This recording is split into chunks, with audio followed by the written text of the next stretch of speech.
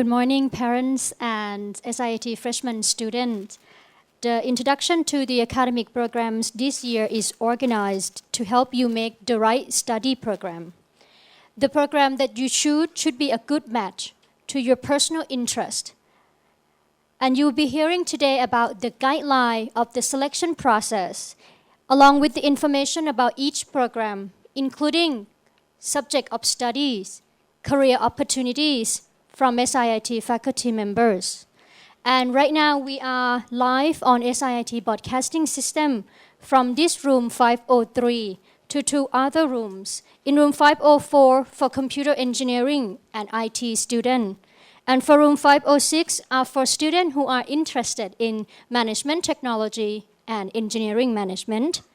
So before we begin the session today, I would like to invite Director of SIIT, Professor Dr. Somnuk Tangtermsirikul on the stage for a welcome and opening speech.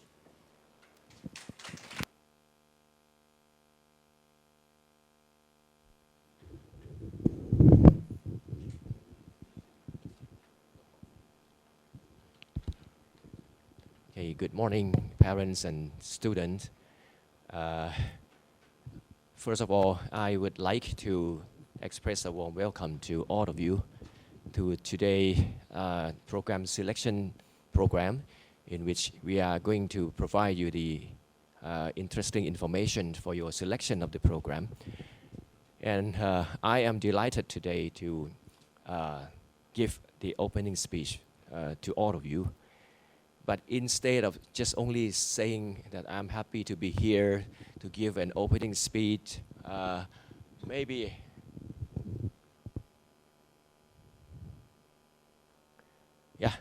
I would rather like to provide you with some of the interesting information about SIIT. Of course, 1992 was the year that SIIT was established, and we are coming to the 26th year of operation already. This is the number of the students currently studying as SIIT. We have a total of about 2,600 and a little bit of the students population. And among these, 2,280 are in the bachelor degree, including all of you here. 207 master degree students and around 142 PhD students. The number of the PhD and master students may keep increasing a little bit in the near future, but I think that we will keep the number of the bachelor degree students at rather this figure, because we would like to concentrate more on the quality of the student rather than the quantity.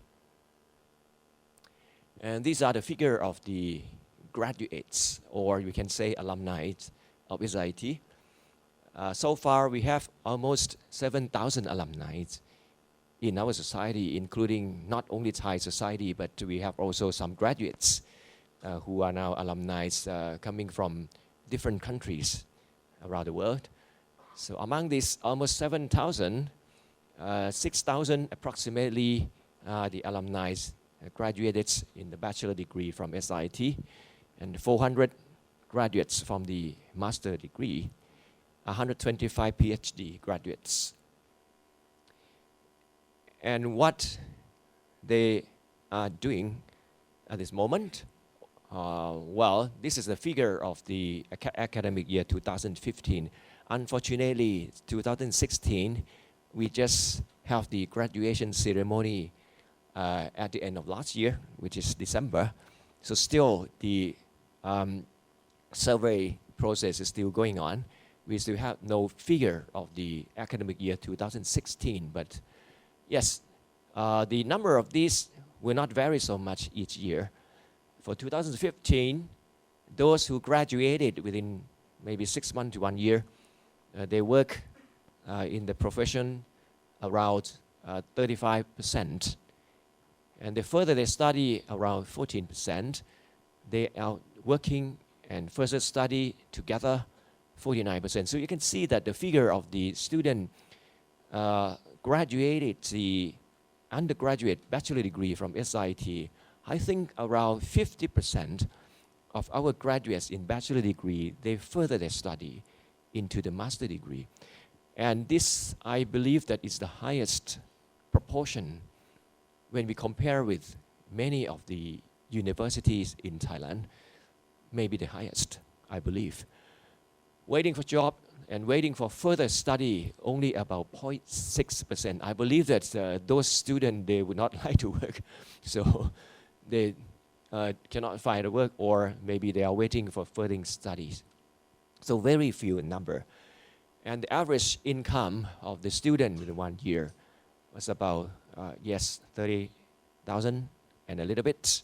And this figure is the highest in Thailand when compared to our competitors, which mean engineering schools, other engineering schools in Thailand, 9 or 10 others. We are higher and very much higher actually.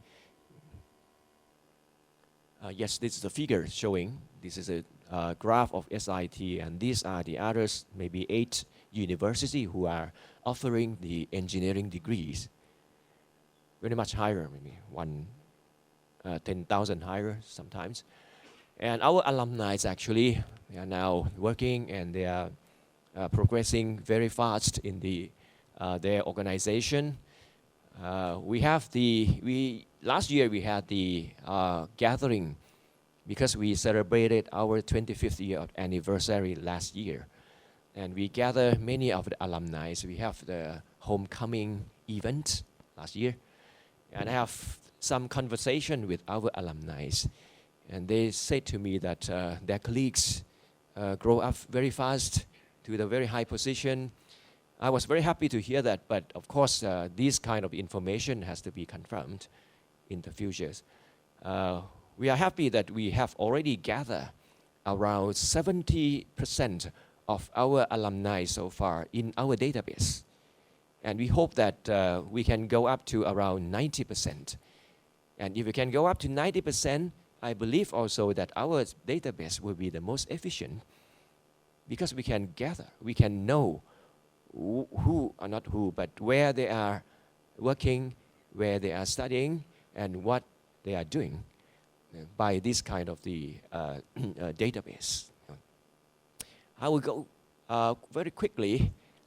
Many of them with very high position in the organization, and some of them, of course, are our faculty members. I think maybe those who are sitting here, maybe 2 of them who will give you the information today are our alumni. And I think their English capability are very much better than mine, I believe, yes. Yeah, Dr. Suchada is sitting here. I think Dr. Rangsit is sitting here also, our alumni. Skip this one quickly. Of course, SIIT, the first I refer to international, and we are spending our effort very much to increase our internationality. And the number of the international student is one of the indexes. You can see that we have students coming from many countries around the world studying as a SIIT. Yes, this is a distribution. And this is the number of the countries that those students come from. At this moment, we have around 35 to 36 students. I mean the number of the nations that students come from is about 35 or 36, not including Thai. So including that, you plus another one. Okay. I believe also this figure is the highest among all other universities in Thailand. And we are also encouraging and supporting our students to go out and exchange with our top partners around the world. And we also welcome the students from our top partners around the world to come here to study. This is the figure of the exchange students each year. This year, I think there will be some more coming. So it's not dropping, by the way, increasing every year. Going out and coming in may be a little bit higher incoming, going out a little bit smaller, but we are trying to balance this figure, of course. And we are encouraging you also to try to find the opportunities to study at our top partners around the world. And I believe that if your GPA is not so bad, no, we are happy to send you too. If your GPA is too low, sometimes we would not like to send you to die there. So, okay. Yes, we have signed so many MOUs with our counterparts, top quality institution around the world. So far we have more than 80 MOUs directly signed with SIIT directly. Okay. I believe also again that this number of MOU directly signed with the institution is the highest in Thailand too. Now these are the example of our partners. You can figure out that all of them are top university. For example, in Germany, many of the universities are top 9 university, TU9 in Germany, including Technical U of Munich, which is the top university in Germany. And every year we are sending our student to Munich also, and the student from Munich comes to study it here. Yes, these are the example. Okay, I'll skip this figure very fast because I was given only actually not longer than 10 minutes for the opening speech. Yes, okay, so not only the university in the Western or in Japan or whatever, we also have a very good relationship with the university in this region. Yes, and these are the 9 programs for you to select. Chemical, civil, electronics and communication, industrial engineering, mechanical, computer engineering, IT, management technology, engineering management. 9 programs for you to select. So I hope that the session today will be very much useful for you to make the right decision. And of course, I believe that the representative from the program of our institution will spend their effort to make you clear with the what you have to face during other 3 years from now, and also what you will be after you graduate from SIIT. Yes, and I would like to thank for your attention, and I will end my opening speech at this time. Thank you.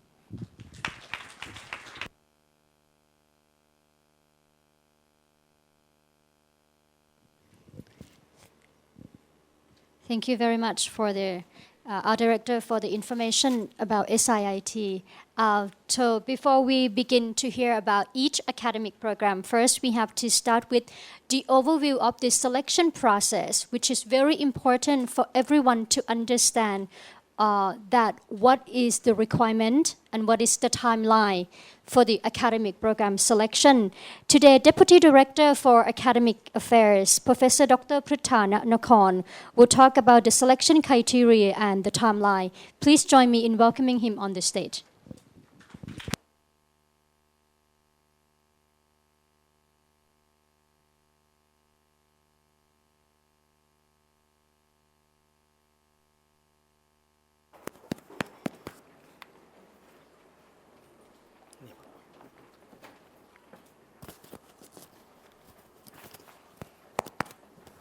Hello.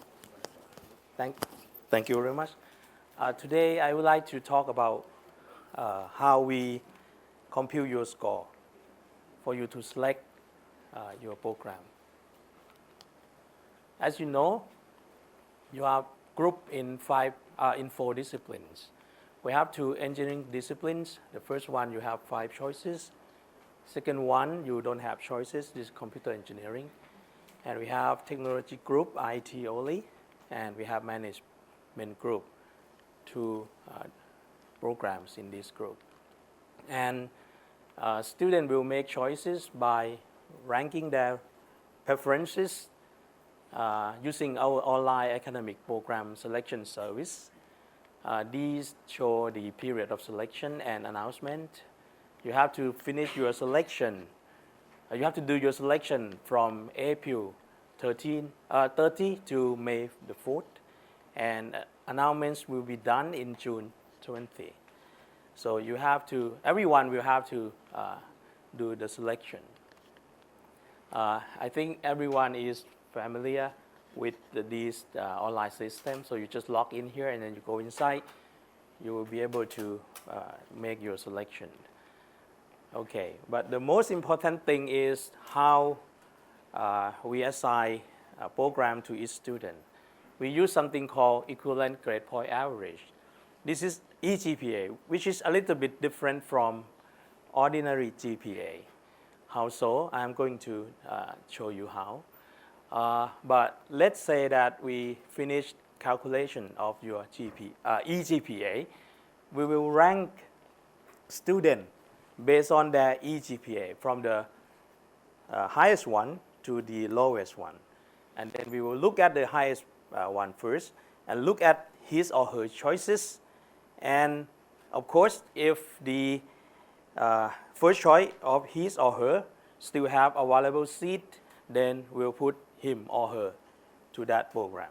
Then we move to the second rank, look at his or her choices, look at the first choice, still have available seat, put him or her to that program. If there is no more seat, look at second choice.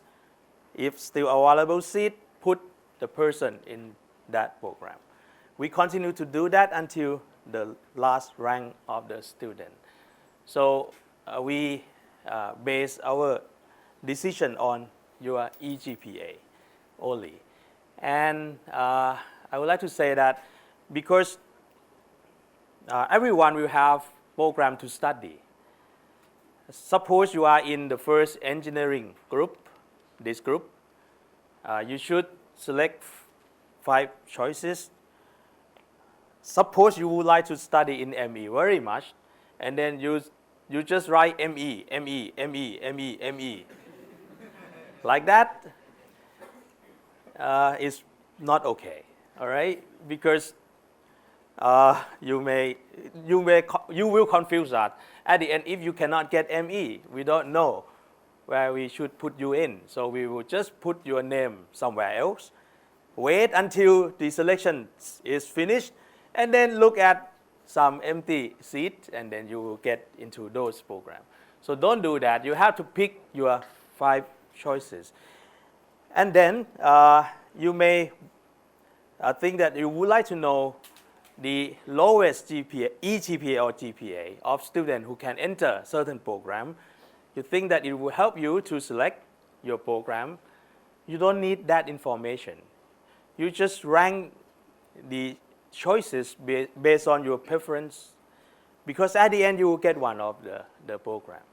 If you would like to study ME, and suppose this is not a fact, if ME is not the most popular program, maybe it is the most popular actually. Suppose ME is not the most popular program, but you like very much to study ME. And you know that maybe chemical engineering is more popular.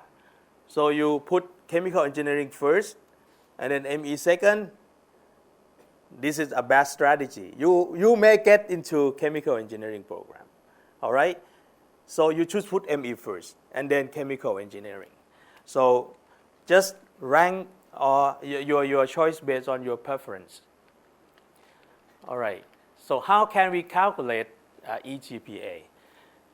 This table shows how we calculate eGPA.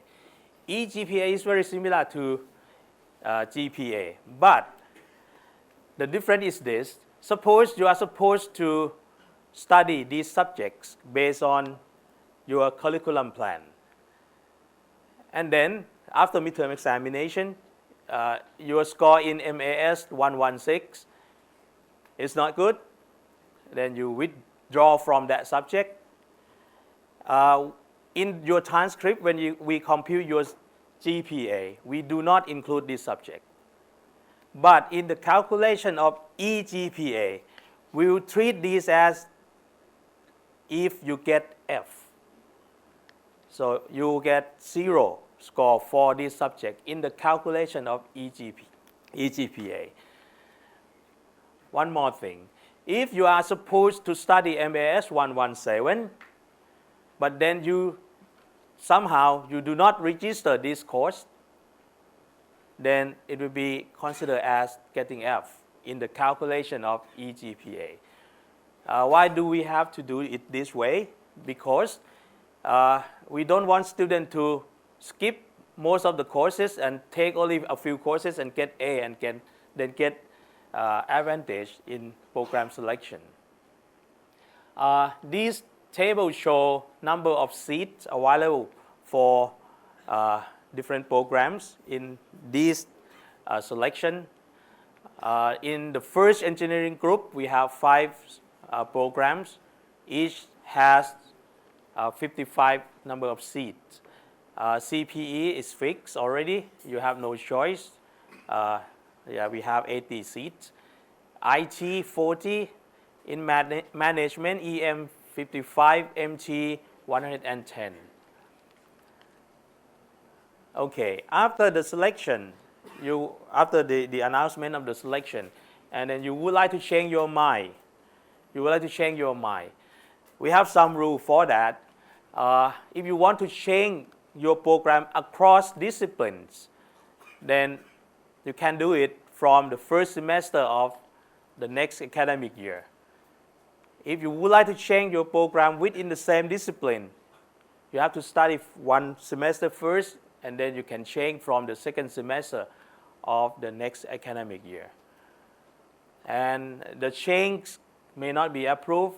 It depends on the capacity of that academic program that you are trying to get in. And it will be approved if it is approved by SIIT administrators. Okay, but if you change program, I think you will not be able to graduate within 4 years. Mostly you will graduate by 5 years. I say usually.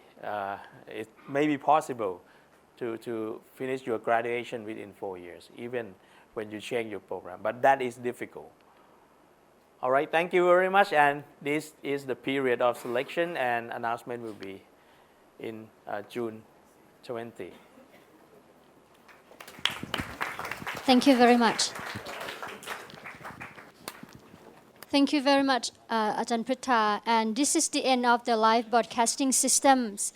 And then for the academic program selections, today we have 3 locations. If you are interested to hear more about computer engineering and information technology, it will be in room 504.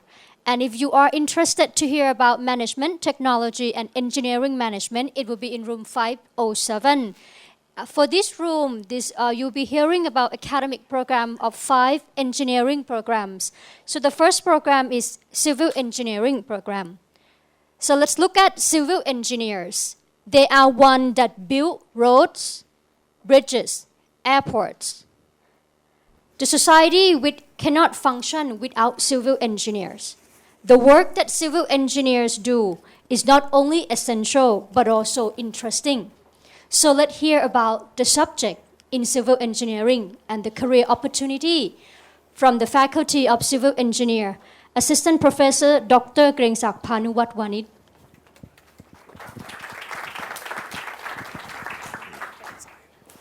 Okay, testing.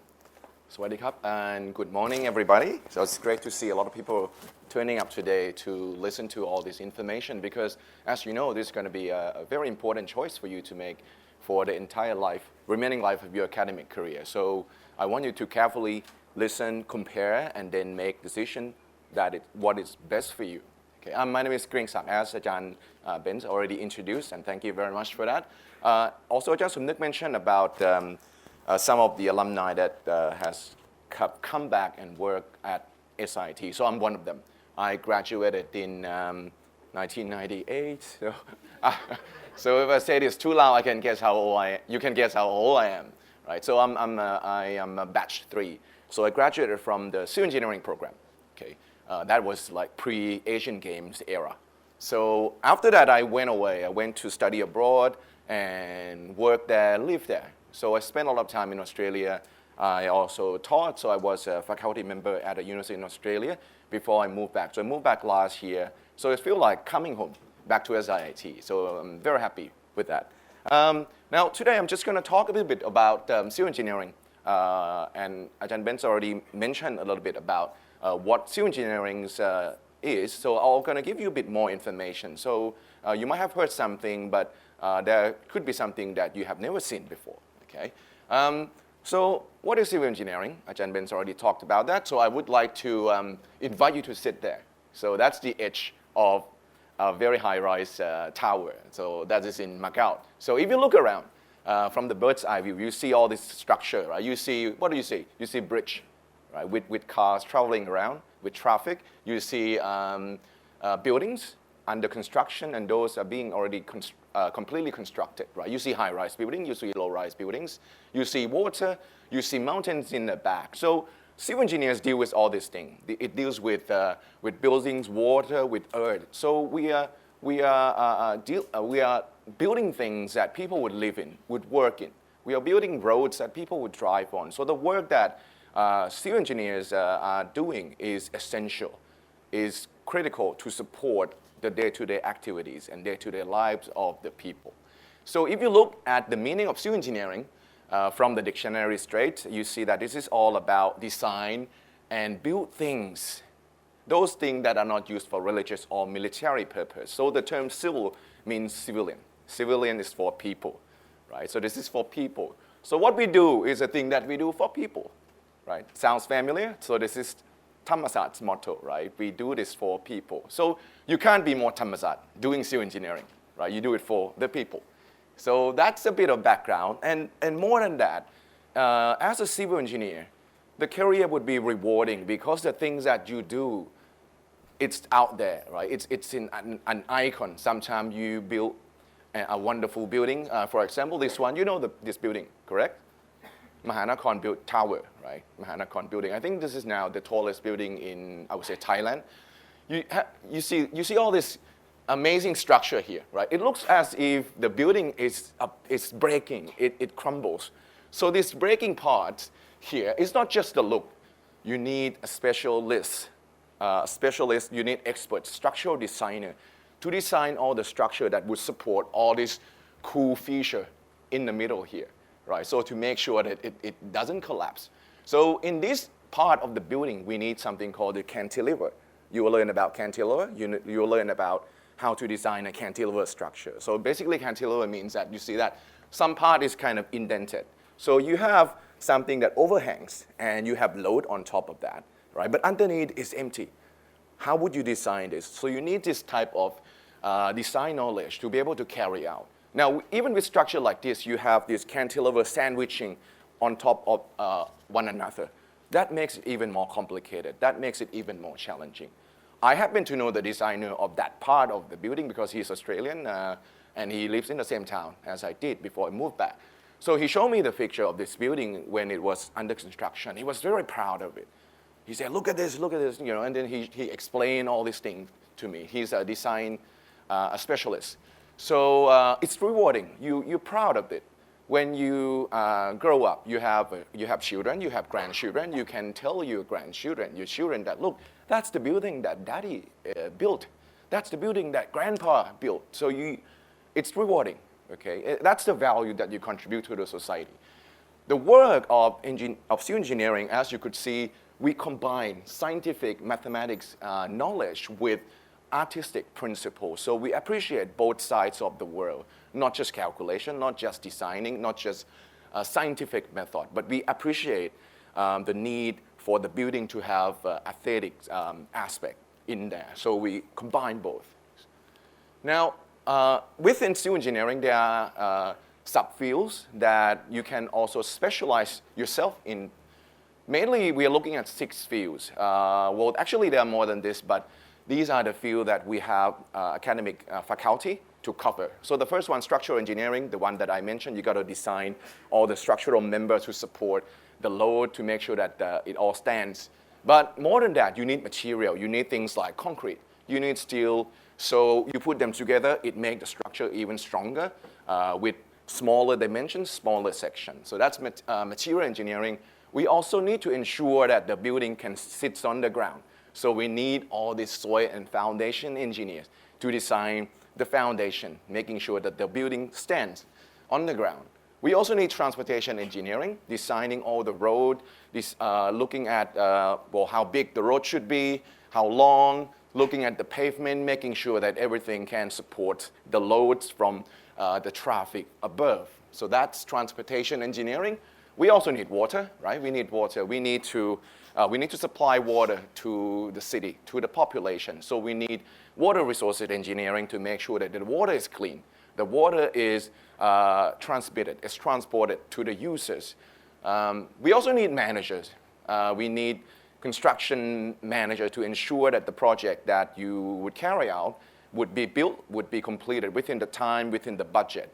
So these are the subfields. And we all have academic staff to cover all these subfields. So these are the handsome faces of civil engineering. We have our director. So Ajahn Somnuk is material engineering. So he's an expert in concrete. Okay, so and you saw him before. We have Ajahn Pruettha, who you have seen him before. So he is an expert in structural engineering along with Ajahn Taweeb. We also have the rest. Ajahn Mongkut's not here in water resources engineering. We have Ajahn Winyu, water resources engineering, Ajahn Mongkut in transportation. And we have Ajahn Amin. So Ajahn Amin is Iranian. So he is a soil and foundation expert. And myself, I'm the manager. I'm the management. I'm doing construction engineering and management. Okay, so these are the phases. And if you have any question, feel free to talk to us. At least I would expect that you know our director, right? You remember him. If you don't, you're in trouble, right, as a student. At least you have to know me, right, now. So let's move on. So the kind of work environment. So you may wonder, where would I work? So in civil engineering, we go and work in different types of work environment. We can work with government. For example, Department of Highways, we have many SIIT CE graduates who work with the Department of Highways. We have some work at the MWA, Metropolitan Water Works Authority, so that looking after the water supply. And also, of course, we have CE graduates who work in private sector with companies that you have seen before. You've seen all around you things like PTT, Unique Engineering. They're doing all this big infrastructure. You also see Italian Thai development in the news, I guess. You see SCG and all these companies, right? We have graduates working in all these companies. So apart from that, the work environment that you're going to be with can be not just in construction site. It could be in offshore. It could be in the design office. It could be in mining environment. So it's very flexible, not just construction, as you might think. What about the job prospect, employment? A lot of students will ask, would I get a job? Well, I can't tell you that, right? But what I can tell you is that there would be demand that is driven from government approving the budget to build infrastructure, because our country is growing rapidly, so we need infrastructure to support the growth. The chart here, I can read for you. It might be too small. So these are the planned investment value that would be. So we are at here, 2018. So in the next 5-6 years, there'll be budget approved for infrastructure construction. And the work we carry out, we continue after that, because all the big projects would take about 3, 4, 5 years around this. So I would say around the next 10 years, there'll be jobs available for you. If you work hard, if you're not too picky, you would definitely get a job. Okay? So that's some trend that we could see in terms of investment, in terms of the growth. And the project would be things like the rail, suburban train project. You have all the motorway, you have all the transit, all the depots, you have the airport. So many infrastructure. The Prime Minister talked about the EEC, right? Eastern Economic Corridor. That's another big project. And with that kind of project, you can be sure that they need a lot of civil engineers. So there's some myths around civil engineering. Some say misunderstanding about a concept about the civil engineering. I recently spoke with a girl. She came for interview with us. She applied for SIIT, and then I asked her, why don't you choose civil engineering? And she said, well, it's not for girls. Wrong, right? We have actually a lot of female civil engineers who are now become a very high ranking position in companies. So a lot of female civil engineer bosses out there in the industry. My wife also graduated from civil engineering. Actually, we are friends, university friends, and she's now my boss. So you can see that it's not just for girls. I mean, not just for boys. Girls can do it really, really well. Okay? And I don't want to work in a construction site. You don't always have to work at a construction site. As you saw before, you can work in offices, you can work in government departments. So very flexible, right? Somebody just don't like working outside. They don't want to stay in this container box in a construction site. It's fine. You don't have to do that. You can be a designer. You can be a design engineer working in the office. You can work with business development team, developing proposal for projects. You can do that as well. There are so many choices that you can make. I heard construction work is very dangerous. Well, yes and no, right? Depending on whether you exercise appropriate safety precautions or safety measures or not. If you don't have all these safety precautions, safety measure, every job is equally dangerous. Okay, so looks dangerous, but we have all the measures to prevent bad things from happening. It's called risk management, which you will learn with me in my course if you choose civil engineering. Civil engineering looks pretty boring. It's just like dirt. You play with dirt. It looks boring and not cool. Well, are you sure? You know this guy, right? Elon Musk, right? Tesla. We love Tesla. We want electric car. And you look at space company that he founded, SpaceX. We watched this rocket goes up and come back to Earth by itself. So that's pretty cool by Elon Musk. So Elon Musk recently found a company in 2016. So he found a company called the Boring Company. The name sounds boring, but the work is pretty cool. The aim of the Boring Company is basically to create the underground tunnel, the network of tunnel, so to improve traffic under the city of Los Angeles. So that's the main aim. And as part of the work, he invested in this thing called the TBM, tunnel boring machine. So it's a big tube. So this thing will go underground and chew. It's like a big worm going underground and chews all the rocks and soil and make all this tunnel. So as a civil engineering graduate, this is going to be one of the most amazing piece of equipment that you're going to work with. A lot of civil engineering graduates, they really aspire to work in tunnel because they want to play with this monster, right? They want to play with this big worm. So it's really cool. And if you can have a chance to work in tunnel, you're going to be able to deal with that. And there's some other technology that you can actually work with. So it's not just traditional civil engineering. You get a chance to use all the advanced technology through the SIIT projects, right? You know that you got to do SIIT projects. So we will ensure that you get a chance to learn all the new technology, advanced, especially digital technology, Industry 4.0 that we always emphasize. We try to integrate all this into the SIIT project. So for example, things like AI, artificial intelligence. Pruettha has a project that apply AI to basically determine whether the structure is stable by just looking at the image. Okay, so that's application of AI. We also talk about innovative material. Our director, Somnuk, always come up with new material, new type of concrete, better, cheaper, safer, lower environmental impact. And we talk about transportation simulation and modeling. We do a lot of simulation and modeling, especially like Jan Mungkut.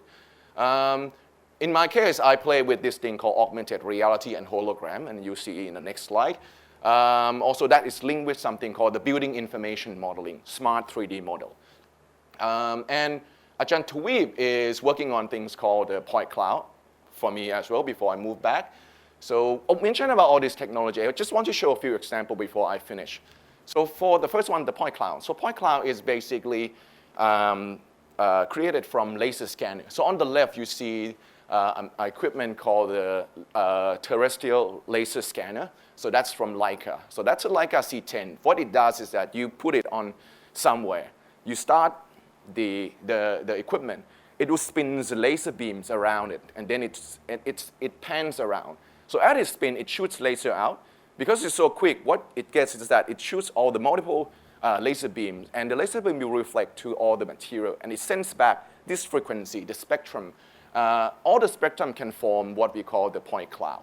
So from the point cloud, we can convert it to 3D models we can use to create 3D model for maintenance. for asset management. So that's what Ajahn Tawib is having one project. But that one, I did it. So I did it for an airport terminal in Australia before I moved back.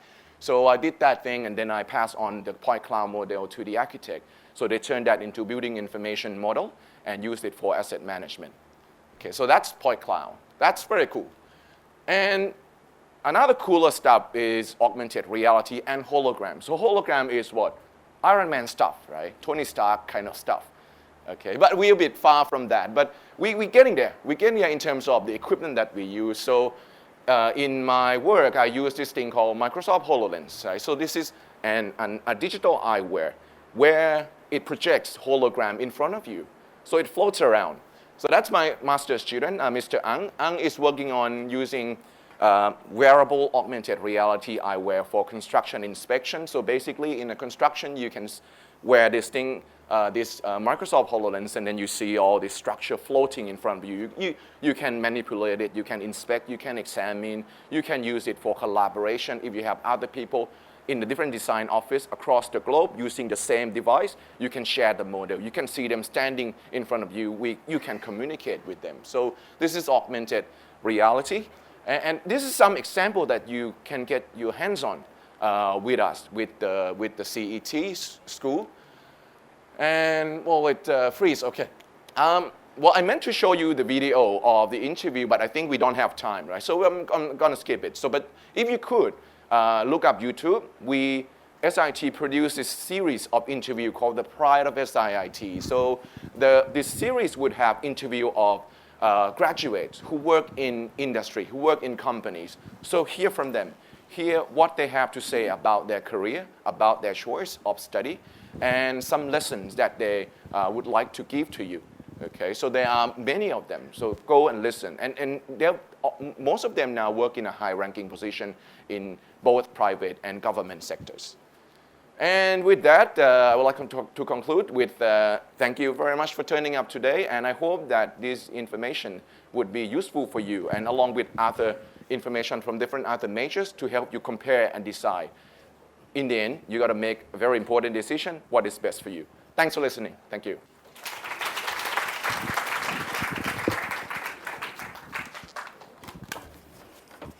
Thank you very much, Ajahn Rangsit, for very insight information about civil engineering.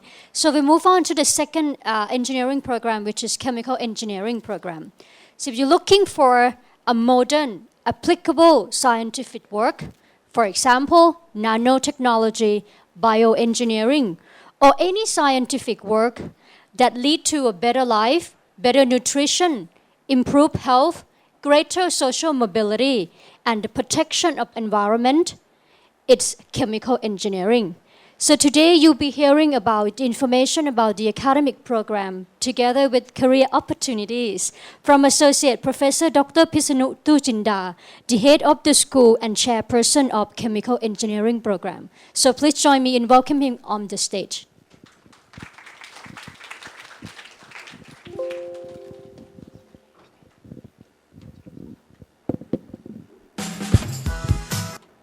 Thank you very much for your kind introductions. And I'm the representative of Chemical Engineering Program, which actually is one of the, it doesn't move though. All right. Next, please. Oh, I don't have a power to control it. All right. Okay, next, please. Chemical engineering is the branch of engineering that actually utilize the concept of the design. Every engineering in SIIT and everywhere in the world talking about the design. What we are designing, we're designing the technology. So it depends on the branches. Like you're working on the path of mechanical, you design the machine. You're working on the branch of the civil engineering, you design the structures. For chemical engineering, we design the molecules, all right? So not only about the molecules, we also utilize about the nature of the molecules and design the process. Anything that dealing with the chemicals, which I would like to say that almost everything on earth, including plastic, rubber, food, drug, and share everything, including about the light emission diode and those kind of things involved with the chemicals. For the process that you have to produce the material, you have to design the chemical plants. And the way that we design it, we design it in smart way. The word smart means utilize low amount of raw materials. Good productions, high capability, safety, low in energy, utilize lower people workforce. So those kind of the smart thing. Next, please. Okay, I can check that. All right, thank you. All right, so this one actually is for the design, and then we move from the design to be a worksheet or the order. Order who? Order other engineers. Okay, we are not their boss, but we pay them to make this material, make this device and combine together. But we are not the one who built the equipment. ME make it for us. And after they install it already, we come back and operate to make the profit. So that is the role of chemical engineering. So what chemical engineering actually do? We try to make from the raw material cheap price into the valuable products, from like the chemicals from the herbal products into drug. Okay, by using a smart design, must be safe, must be clean, all right, use in low energy, and once again, all engineers make it for money, okay? So we try to make the high profit, like plastic turn to be Louis Vuitton bag, all right? That is actually as some propaganda. So what you really need actually is a physics, mathematics, and chemistry. A lot of misunderstanding that chemical engineering may not need physics. I disagree. Mainly, we spin off from mechanical. You have to deal a lot with the fluid dynamics and heat transfer. What the things that we are totally different from mechanical is engineering kinetics, how fast the reaction can go. That actually make us different from chemistry. Chemists actually working on some chemical reaction and just make it happen. But chemical engineer use that reaction, make it from bigger into a scale of the reactor, at least the size of this room. So they are not the same from the bigger into the size reactor of this room. You really need to understand about the flow, about the dead zone, something that not mixing well in some part, what kind of the propeller that you have to use, those kind of things you have to understand the nature of the fluid flow inside your reactor, about the heat transfer, about the steam, about the property of the water. When should it be steam? When should it be liquid? Those kind of things we call thermodynamics that we utilize that in order to make a smart design. Make from raw material into valuable products. So you need physics, mathematics, and a little bit of chemistry.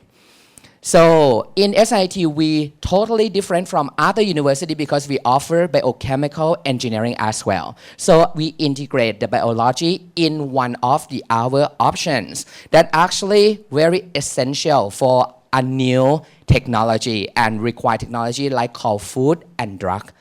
Because nowadays we have a lot of structures, knowledge already, but very low in food preservation, drug, new type of the molecule that would be the active compound in order to kill some of the new emerging symptoms. So that we offer two types. Option one, biochemical engineering, that actually emphasize on the food science, pharmaceutical industry, and technology. And if you don't like bio, you can choose this one that involve with petrochemicals products, polymer science and development, and also we teach you something about the energy management as well. So these are faculty members, all right? Right now we have, and some of, like especially this one, you know that, right? So Ajahn Babel and Ajahn Ranarin actually working, emphasize a lot on the smart environmental technology. Ajahn Babel actually, she is working in a very good project. Everybody know about the nano silver, right? Nano silver actually cause some of the problem nowadays in our Chao Phraya river bank. Because nano silver, the property actually inhibit the growth of the bacteria. But after you watch it, it get into the drain and deposit on the river bank. And after that, they destroy the system of the biological microbe inside Chao Phraya river. So now she's studying on that in order to solve our country problems. Ajahn Lakhana working on computer simulation, she designed the drug molecules including AIDS disease drug using reverse transcriptase inhibitor. Ajahn Vipa working on the smart material, we're dealing with the smart concrete also. Ajahn Sirat working on the synthetic vaccine. Okay, he is a part of the Synthetic Vaccine Association of Thailand. Ajahn Kanin is a newcomer. He also working on the activated carbon to build a new type of the battery, high capacitor. Okay, and these are activity and facilities. I got some video clip for you at the end of this presentation, so I'm gonna skip this thing real quick. Okay. And we have a lot of equipment and we run out of the space to store them. But I would like to show you that we emphasize a lot on the field trip. Every student must have at least 3 field trips in order to take a look on the real deal.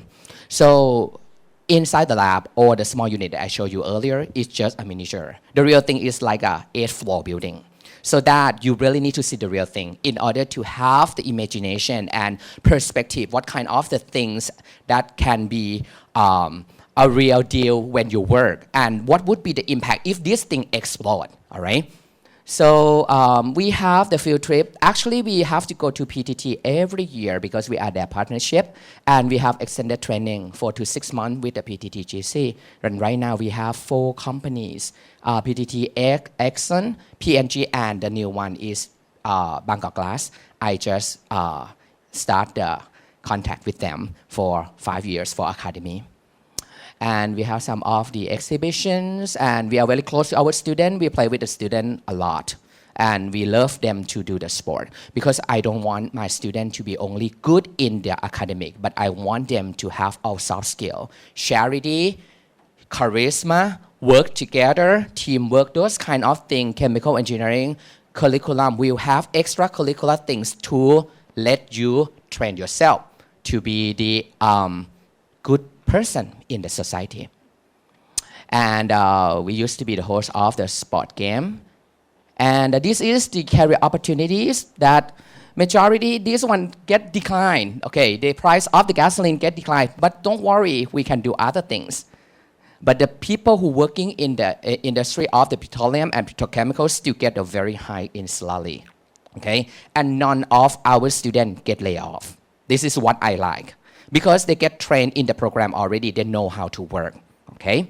So one of them is the energy. You can work on some type of the renewable energy as well. And polymer and the materials, okay? You can work on the Thai company, and there's a lot of the biocompatible plastic nowadays. And of course, we emphasize on the food and drug, okay? And also the energy management and environmental technology in order to save something. All right, saves the world. And it is not about that. We've turned to be one of the safety engineer that actually can do the pinpoint of the problems in the industry. Like we have some of the problem in PTTGCs emit some of the gas out. Our alumni is the one who take care of all of the problems. And then these are the example of our company, our alumni who work in this company. And also you can do the SME academic career like me, okay? I love my job. This is a very good job. Researcher, and also another thing is that we turn to be the patent lawyer because you actually know about the process. You can write the law easily, okay? The patent lawyer is one thing that's quite new in Thailand. The lawyer, they don't know about the technology. But chemical engineers can turn to be the lawyer right after they graduate by study in law school. And they can make a lot of profit because they understand both worlds, how to write the law and know the technology, how to write things that claim whatever they want, for the company want. And another one thing that I just surveyed, a lot of our students, after they spend lifetime in working as engineer for 5 years, a lot of them turn to be a manager. And you really need the basic knowledge of management? No. You really need the basic knowledge of production engineer. She turned us, a lot of students, I just met one girl yesterday. She changed her position from the process engineer to be project manager. and she can do very well. This is American company. I cannot tell the company. What she did, she actually learned the production process in her company.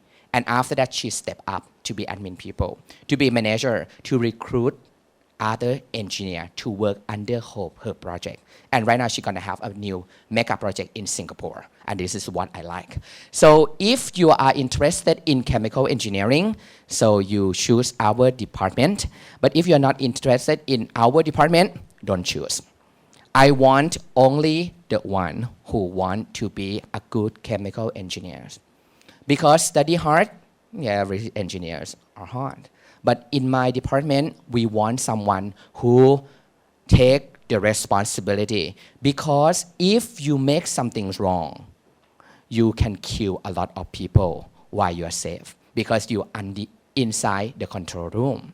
Emission of the toxic gas, okay? And other things outside, we are safe. Chemical engineers don't get cancer. But people who might work with chemical engineer might get cancer because we know well how to protect ourselves. So, and I would like to leave the last one as the video clip that we try to summarize what I just said, okay, about our department. I think it's better in see it in motions, okay? So next one would be the video presentation. Thank you very much.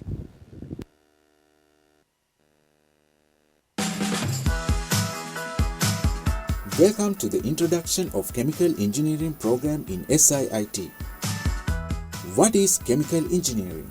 Chemical engineering is about converting raw materials into useful and more valuable products through safe, economical and smart processes from laboratory scale to the industrial scale. Chemical engineering involves the design, development and management of a wide spectrum of industrial processes. Some of these industries are petrochemicals and gas industry, pharmaceutical and healthcare industry, food and frozen food production, consumer products industry, industrial chemicals and smart materials, research and development.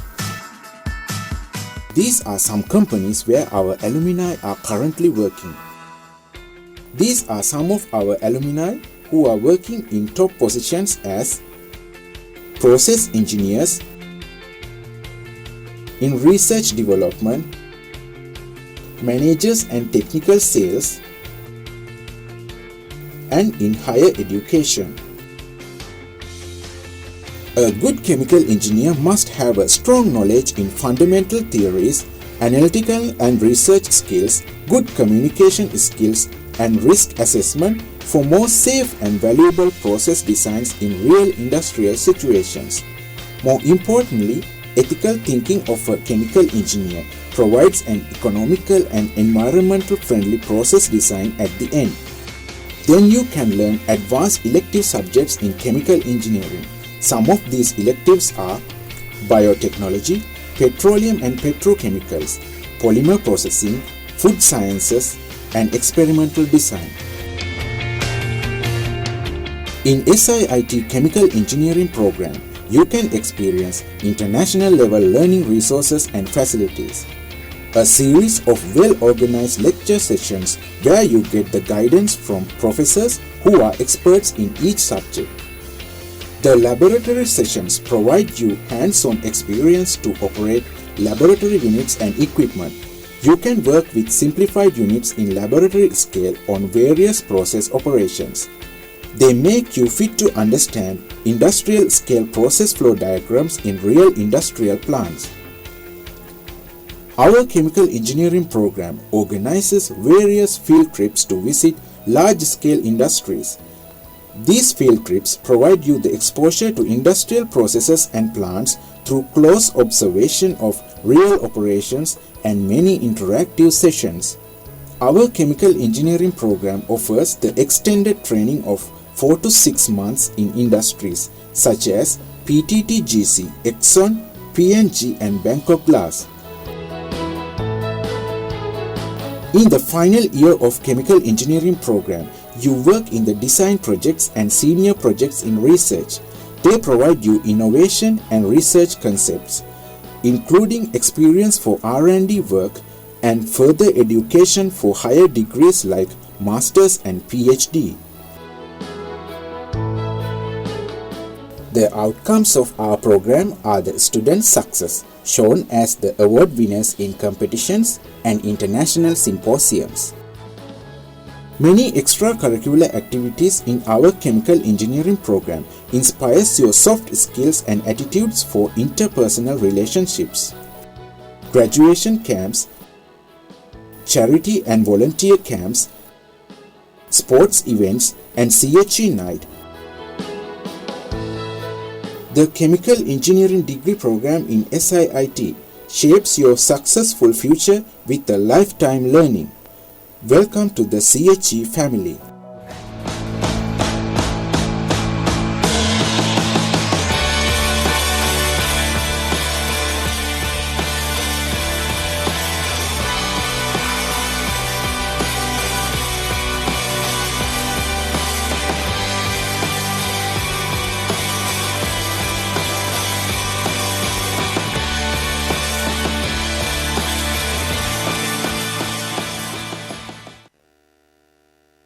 That should be the conclusion of my talk. And then the last word that I would like to say that please choose what you like, because this is very important for your future. I choose what I like, and I love my job, I love my life, and I would like all of my students to be the same thing. That would be the true happiness if you work on what you like. Thank you very much. Thank you. Thank you. Thank you. Thank you very much. Thank you very much for a very inside information about the chemical engineering. So we move on to the third program. So if you like the idea of creating electrical control systems, which could help millions of people on a day-to-day basis, for example, on the smartphones, computers, notebook, then you have to be an electrical engineer. You are at the forefront of the technologies today. So let's hear more about electrical engineering program. Please welcome Associate Professor Dr. Banlư Sĩ Su Chin Wong.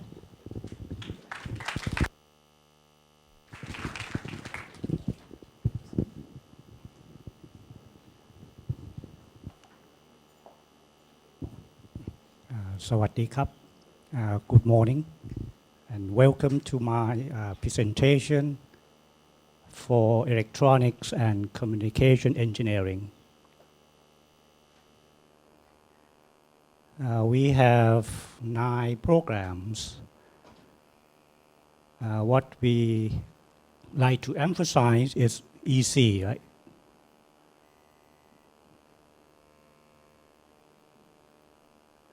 Electronics and communications engineering. Let's have a quick look at the EC faculty members.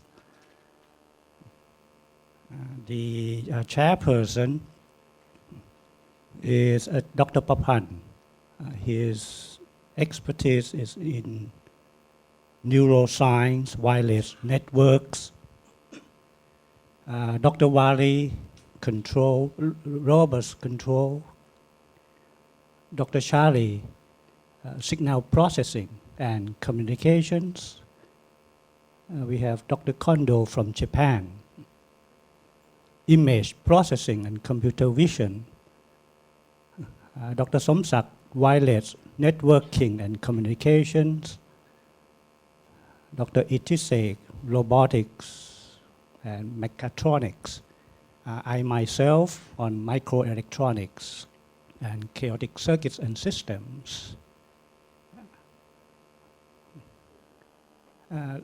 Again, a quick look at the EC curriculum. We have 150 credits. The first part, basic courses. A quick look, for example, circuit analysis, electronic circuits, signal processing somewhere, signal and systems, feedback control, it's not there. A quick look, right?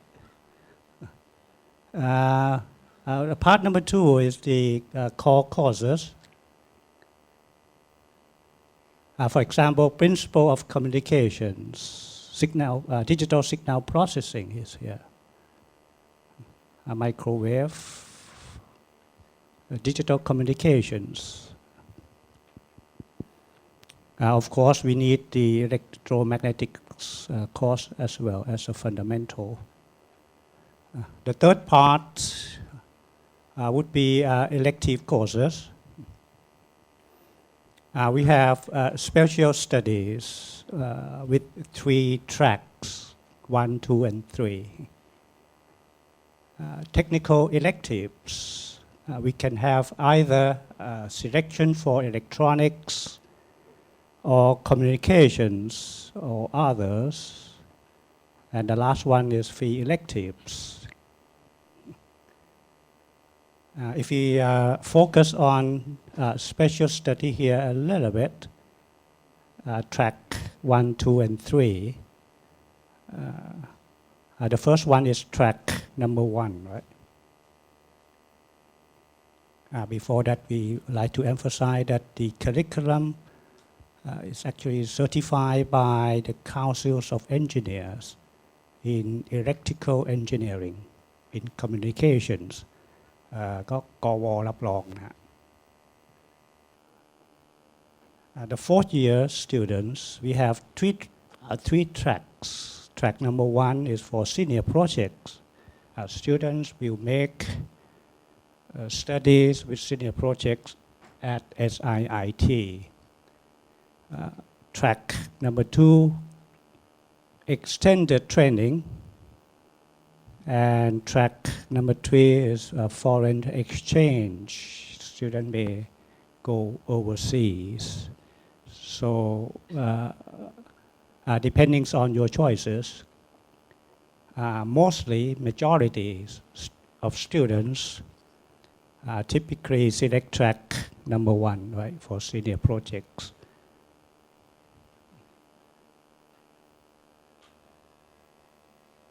We have 2 choices mainly. The first one is the electronics.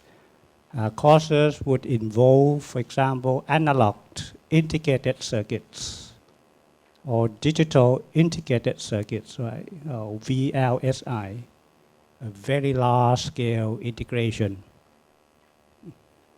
Communication electronics, mechatronics, instrumentation, or even biomedical instrumentation.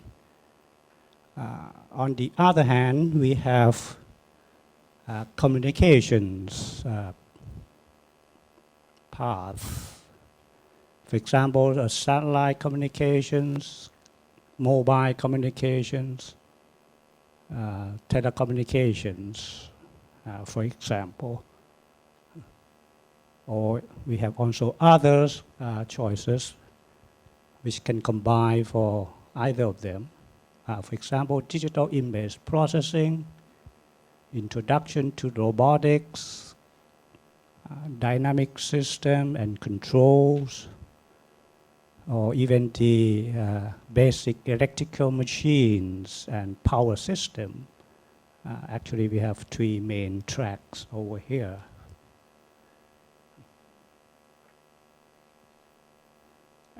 Nevertheless, to open the course successfully, the number of students must be more than 15. So it actually depends on the selection of that batch. If it is not possible for 15, then the course cannot continue to open. But we have choices over here. As a quick example, electronic circuits, we are working on transistors, which are a basic component to all the electronics in your mobile phones, computers cannot work without transistors, right? Now, for example, this is a basic electronic circuit based on transistors. We can have many kinds of connections. This is an example of very large-scale integration for IC design, right? Based on electronics. So if students are interested, electronics would be a good choice. VLSI design, very large-scale integration where all the 100,000 of transistors can be integrated together. We have a quick video to show how we generate and manipulate electrical signals. For example, can we show the video? This is an electrical signal that we created in the laboratory at SIIT. For example, we can generate electrical signal using many types of frequencies for applications in communications.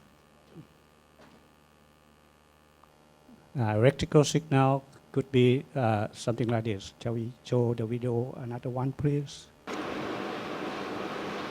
example of how we generate an electrical signal for many purposes, like communications, computers, electrical machine, and so on. Another types of interesting is digital and analog communications, particularly the mobile phone we are using, based heavily on digital communications over here. Satellite communications, so a good choice. Communication through a satellite, yes. We have an antenna to receive the signal from the transmitted and at the transmitter or receivers through a satellite here. Internet infrastructure connect almost every part of the world. Fiber optics, a special type of communications. Data, networks, and servers. Mobile communications in particular. Industry, robotics could be applied, yes.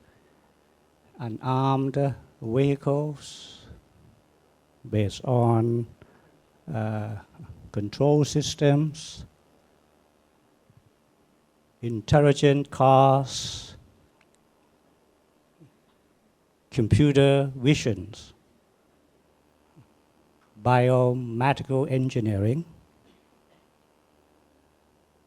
smart grid technology related to energy.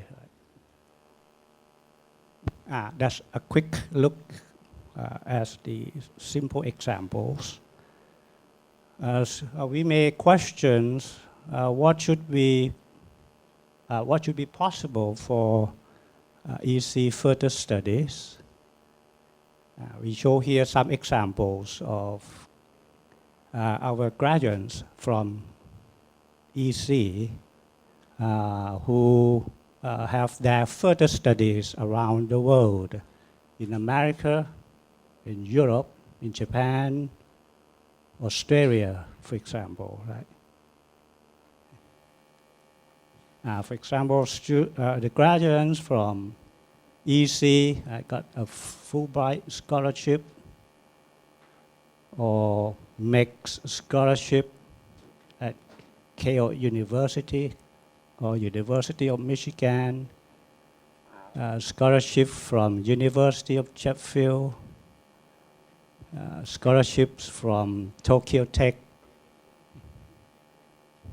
or Tohoku University, also got the scholarship. Scholarship from Chalmers, University of Technology in Sweden, for example. University College of London in the UK also provides scholarships. And mixed scholarship, University of Tokyo. Some example of the EC graduates who got scholarship around the world. We might question what can be EC further careers. Some examples are given over here. For example, Philips, True, IBM, Chevron, Huawei, right? Sony, Toshiba, CATS, Google. So we can go to many companies related to electronics and communications. A quick example of our graduates, the country manager or assistant manager for research, product line manager, a vice president of a company, telecommunication engineer, or finance controller with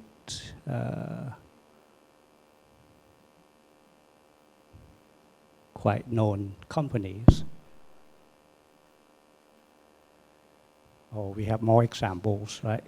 Marketers, test engineer, energy management engineer, facilities engineer, design engineer, or call network engineer in some of the well-known companies.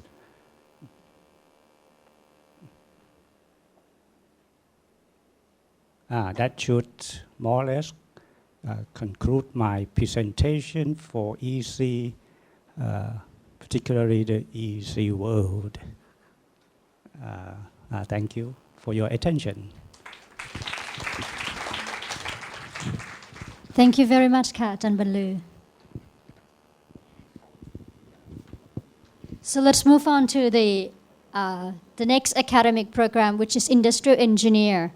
When you look around on a day-to-day basis, you will see industrial engineers. Your cup, your laptop, your smartphone, the product you consumed every day needs someone to plan for their life cycle, and they are industrial engineer. If you're looking for something to be a part of a dynamic field, bring about innovation, and you have the ability to choose to pursue on a more scientific terms or a management-oriented path, industrial engineering may be the right one for you. So please welcome Assistant Professor Dr. Suchada Rianmora and also SIIT alumni. She's a faculty member of Industrial Engineering and will give you information about the program.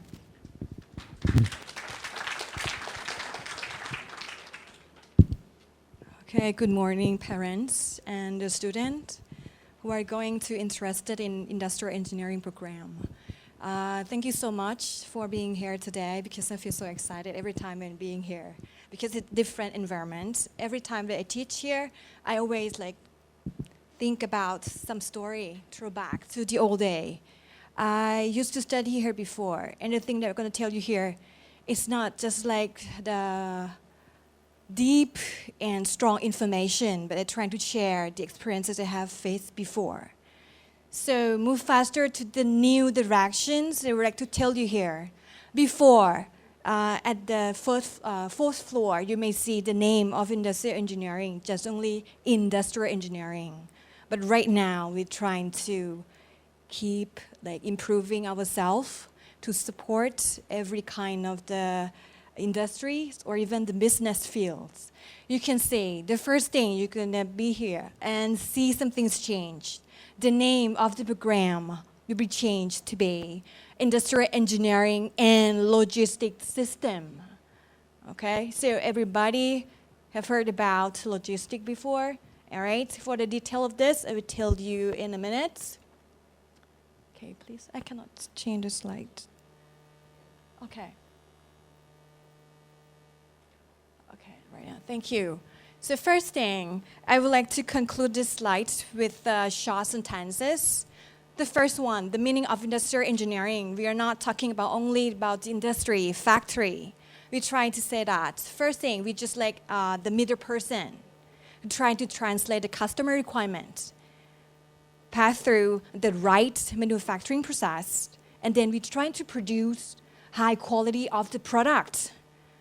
And this picture, trying to tell you a brief description of industrial engineering and industrial parts.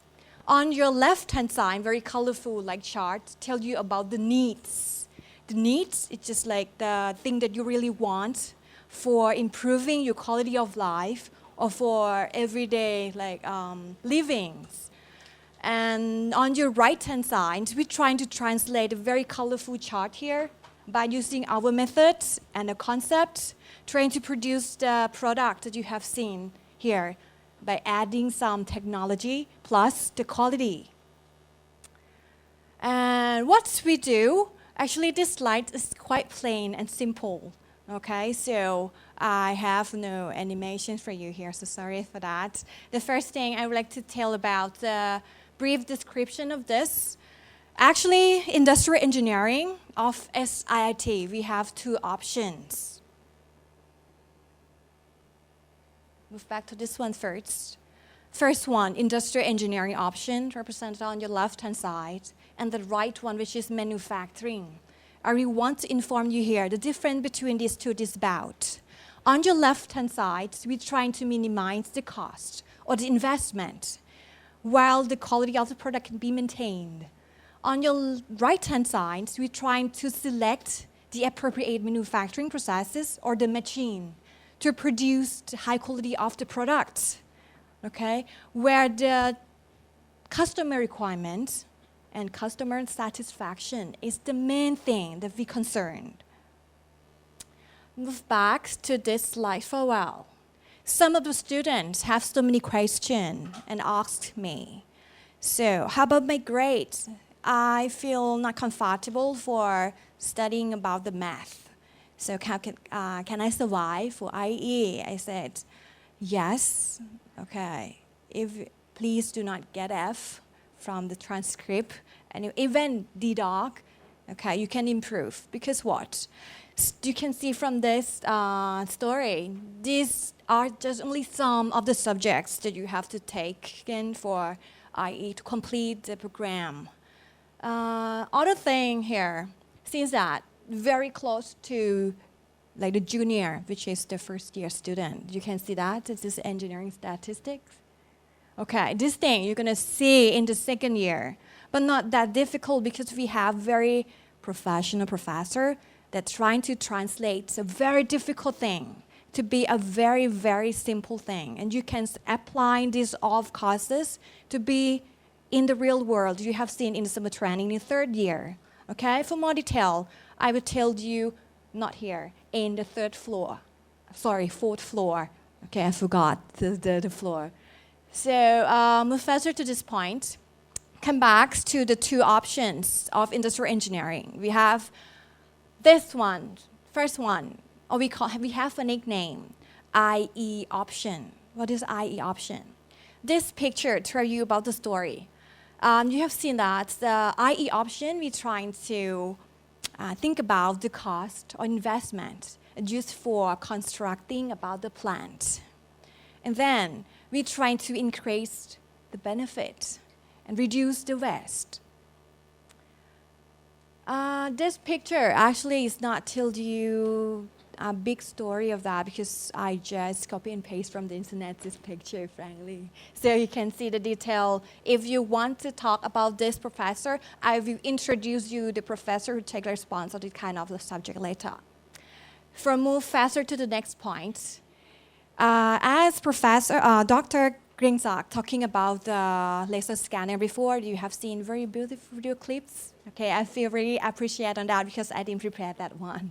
So I will tell you here, this is the concept. It's quite similar to Dr. Rangsit's work, but the thing different is about the result that Dr. Rangsit obtained is 3D model or the point cloud data, but it's about the structure of the building.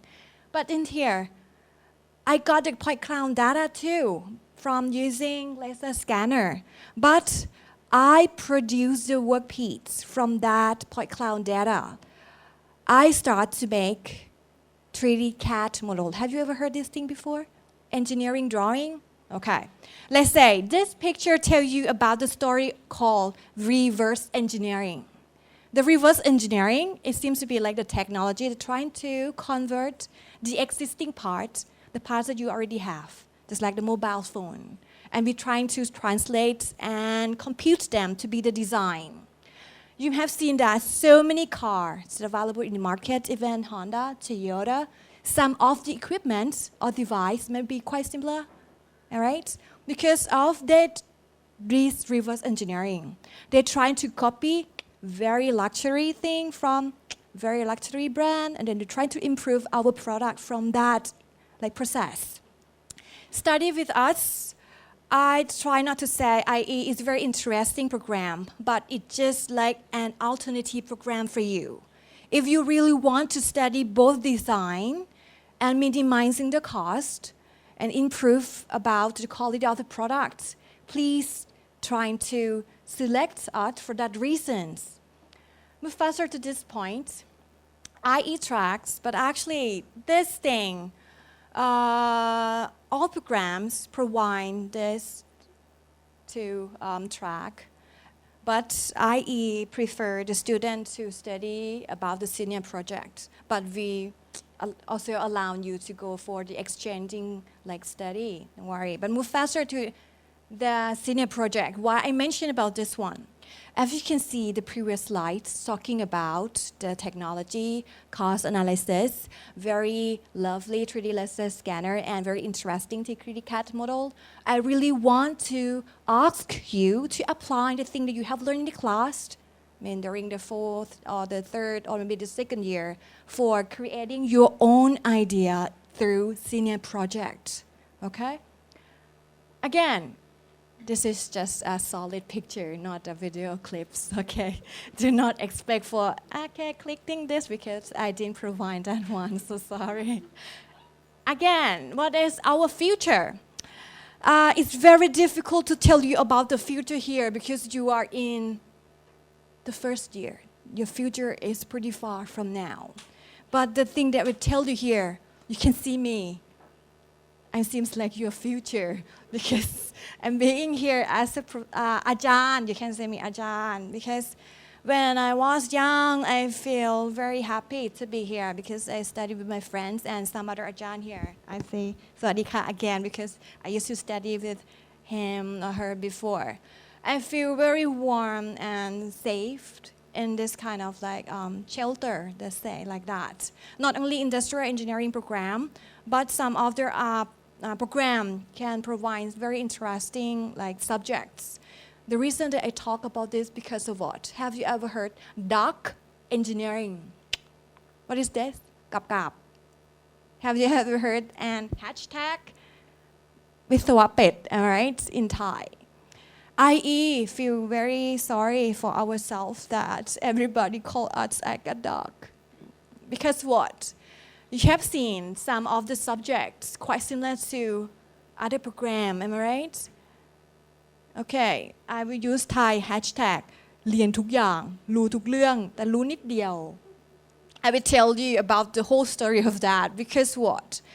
You can see, okay, since I am the fourth program to telling you about this presentation, you have seen very beautiful, lovely, interesting video clips already, am I right? See that?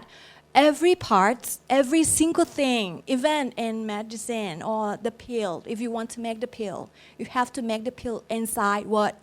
Factory, all right? Just like the structure, the infrastructure or the building, some of the pillars made from the concrete, all right?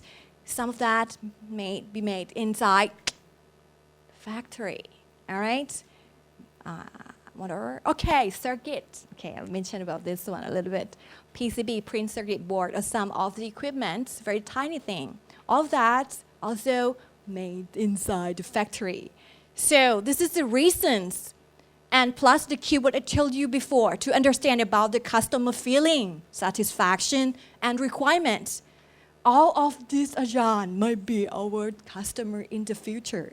So what? We should understand the basic requirements from those like customer. All right. This is the reasons why we have to study so many subjects quite similar to some other programs. Civil engineering, we study. Yes, we have to study like solid mechanic. For chemical, yes, we have to study chemical subject too. And also about EC, we have to study basic.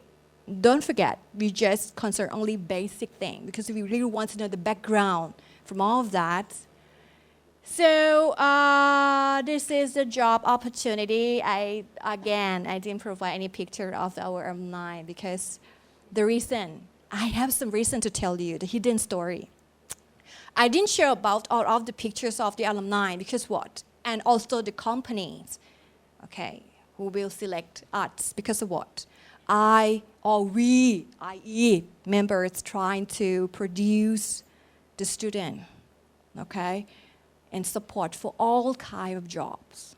So if you see the picture, the name of some company here, perception, it's about our customer requirement. Perception may be recorded directly about the name of the companies here, all right? And you made limits in your head that, oh, just only this, will accept our application form and take take us to that opportunity being interview. I said no. This is the reason I didn't provide anything because the first one, I didn't provide that slide. Second one, I do not want you to stuck with this kind of a limited area of interest. And if you really want to ask something, I will skip to the last. Okay, I will show you my picture for well. This is the equipment. It's not quite interesting because it's pretty old. Sorry, it's not that. It's because of the resolution of the picture, but actually it's pretty new. You can see in the first floor in the lab building. We have so many students that feel very satisfied and smile. You can see from their face.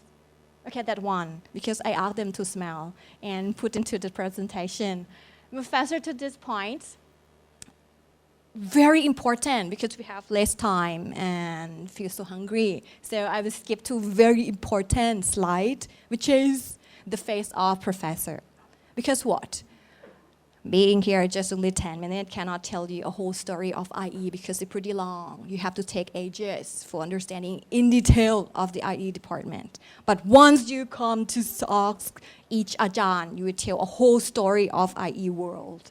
For example, if you have some question, how to locate the equipment or the machine to the right location, just like plant design. Dr. Paisan, he can answer this question. Maybe this is the picture just only for presentation. The real thing, you see maybe it's something different, okay? For Dr. Paisan, he is very nice and right now he is the head of MSMA school and the chairperson for IE program. He's very kind and you have to spend around 1 hour talking with him because he has so many stories to talk about IE for you.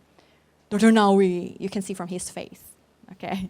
He's very nice You can ask every story about the IE program too. Okay.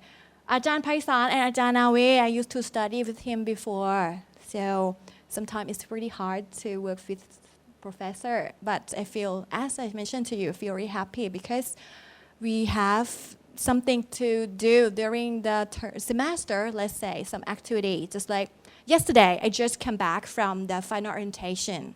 We bring the student for the fourth year student to present their senior project at Nakhon Nayok, Sida Resort.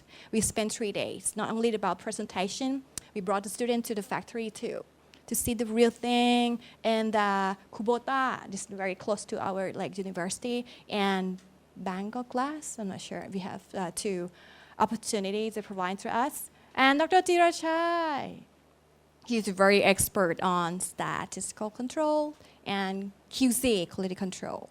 Okay, you can ask him and me just about the machine. You can ask me about the manufacturing field, how to translate a customer requirement to be the design. I can answer you for that way.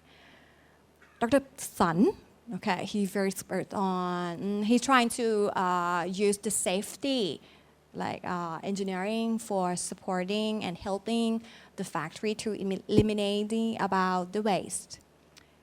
Dr. Warut, he just come in the back side of the room. He just came to join our program last year. Okay, you can ask him if you have some question about logistics and supply chain. And ta-da, last one, he just come this January this year. Dr. Stefano. Actually, he's Italian, but he graduated from UK.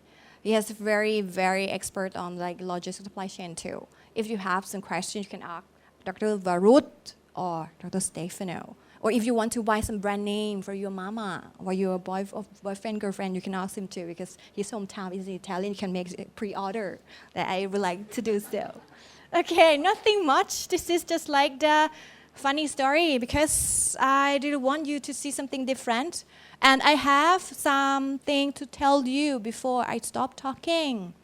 If you join us, we did trying to make good video clips together, okay? Because we are waiting for the new generation, for creating the new idea for the multimedia. Because right now we use not that old people. Now we have some other interesting point of view in different fields. So please come and join us and trying to improve our PowerPoint presentation here for the next year and see something different. Okay, actually if you have some questions you can ask me later, it's fine. Okay, ขอบคุณมากค่ะ สวัสดีค่ะ Thank you very much ค่ะ Before we proceed to the last programs, I would like to remind everyone that when you register for the academic program session this morning, each of you received a piece of paper that contained 2 QR codes. One QR code is for answer and question that will take place right after the finish of the 5th engineering programs.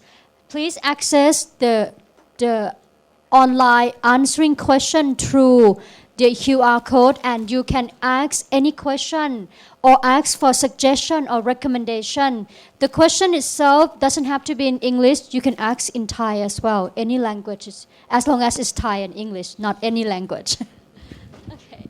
And the second QR code is very important for us and for the organizer for Academic Affairs and Registration Division because they are the hosts of these events. They would like to receive feedback from you about the organization of this academic program selection. So please take your time at the end of the session today for the evaluation process. And if you don't have time today, you can come by later on to registration website at SIIT and click on announcement. You will find the link that will allow you to evaluate the organization of this program as well.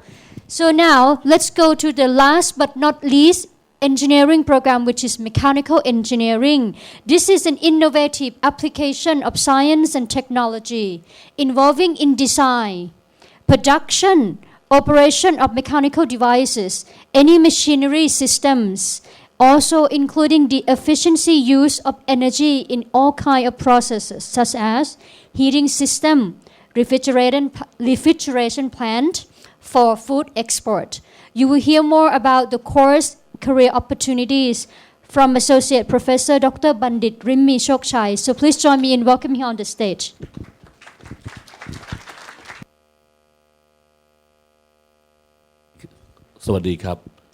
Thank you, Ajarn Suthatip. Good morning, SIT faculty members, parents and students.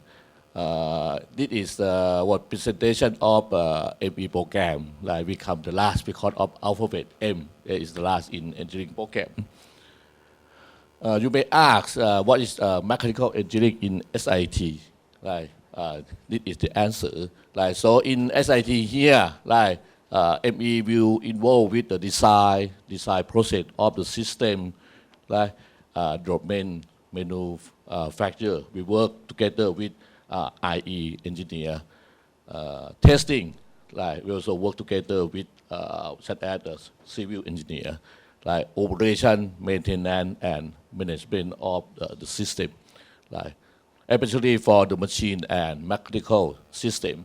And what job that you can do with MED from SIT, like and now the first will be the automotive industry that we need mechanical engineering, like starting from the first process until the last process of what manufacturing of automotive, especially what the future technology such as electric vehicle. Next will be the aerospace industry that involved with not only ME, like, but also the other like multidisciplinary knowledge like for aerospace industry. The rail industry also, like we have to work together with civil engineer, for example. Like, but the part of mechanical like engineering system, like we will involve such as the system of the train, the rail, and no doubt about the robotic, especially to what design, like the robot arm. Like we need knowledge of mechanism design. Like you will study in what ME program here. Petroleum industry, like we have a lot of alumni work in what petroleum industry, such as in Chevron, PTT exploration and production, like. And biomedical, this will be multidisciplinary, like chemical engineering program, like we work together.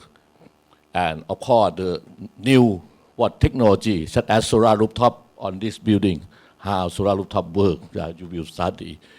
As you know that the world now is what the sunset of petroleum business, and new technology is coming due to what more environmental friendly.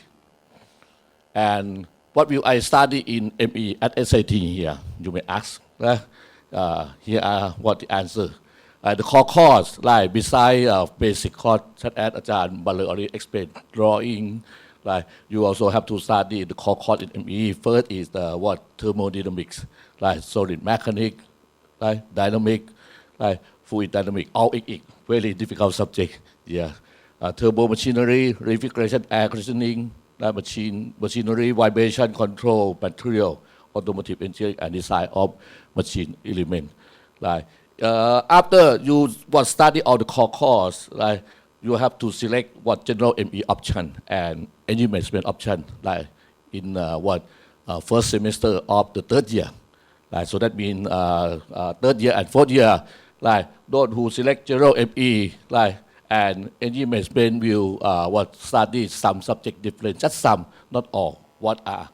Like in general ME, like you will study measurement instrumentation, and internal combustion engine. Like if you ask me, this subject is quite out of date, like due to what hybrid engine and electric vehicle. Engineering economy, and the last is what engineering management. Only for subject different form. Students who select energy option, you will study renewable energy technology, such as wind, solar, hydro, and new technology. Like thermal energy management in building and industry, like it's very important for those who work in what building or industry for energy management. Combustion and emission control of what the engine, and the last is what any economics that you will understand how petroleum price increase, like how, what the price like control in the market.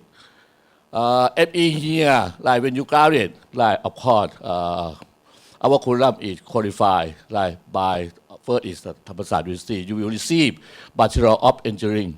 In Thai is Wasaball, like Bachelor of Engineering in Mechanical Engineering. Like next, like we also qualify by what external organization. Like first is what Office of Higher Education, we call SOCAW or from Ministry of Education. Like the second is like we qualify by Council of Engineers. Like for Council of Engineers, for SOCAW, like every cycle, like such as for Council of Engineers, the cycle is the 5 year. Like we have to what prepare the document, and then what the expert like from Council of Engineers will come to assess like the quality of what our lab, our faculty member, that means our Ajahn and our teaching, and also assess student as well. Like so, in this case, like this certificate approved like until what the curriculum year 2017.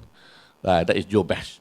Like so, new student coming in this August, like we also have to prepare like the document for submission to Council of Engineers. Like normally, like since FE 1 to 3 until I think your batch will be 27.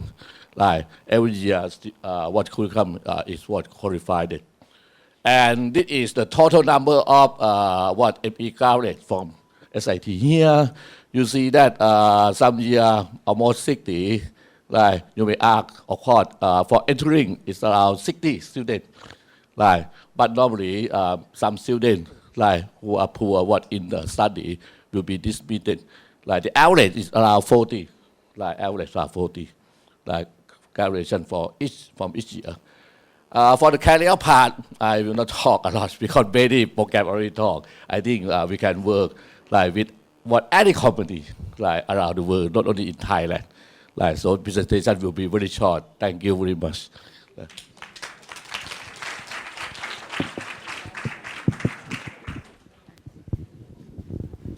Thank you very much, Ajahn Bandit. So this is the end of the information on each academic program. So we'll come to the last part, which is very important part, that this is a good opportunity for any of you to ask anything about the programs, because you will be receiving answer from faculty member from each school. So what you'll be hearing will be correct and the right answer for any question. So please use the QR code and ask anything you want. It doesn't have to be in English.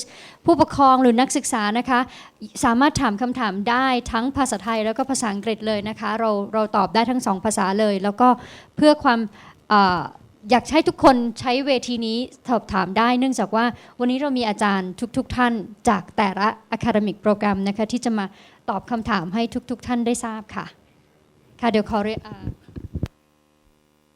May I invite the representative from each school to the table, please?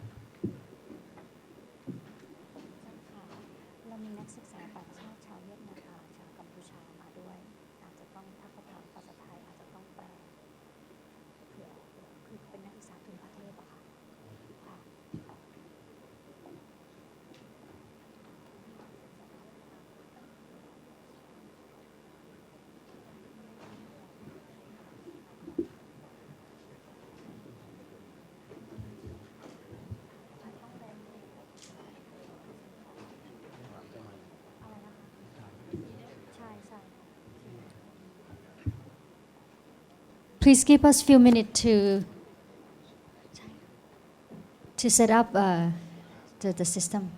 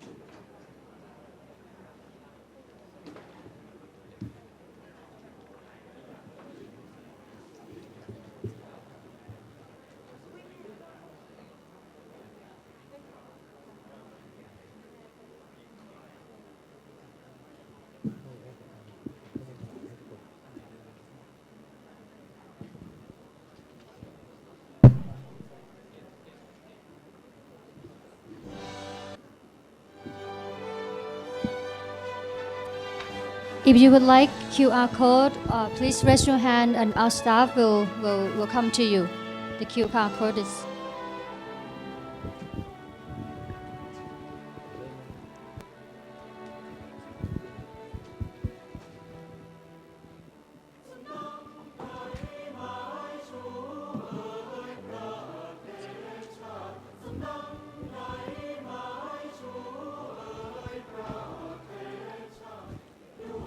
We'll start the first question ค่ะ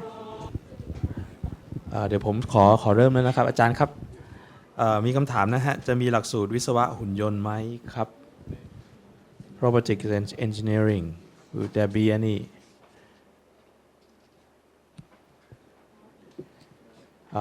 I mean maybe it's hidden under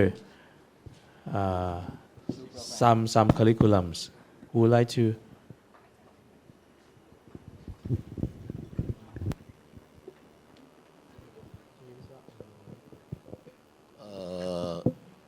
เราเคยมีนะครับ in the past I think 10 years ago in ME we have three options we have first is general ME second is mechatronics right and the last is AG option we may reopen consider again it depends on number of faculty and the need of the market.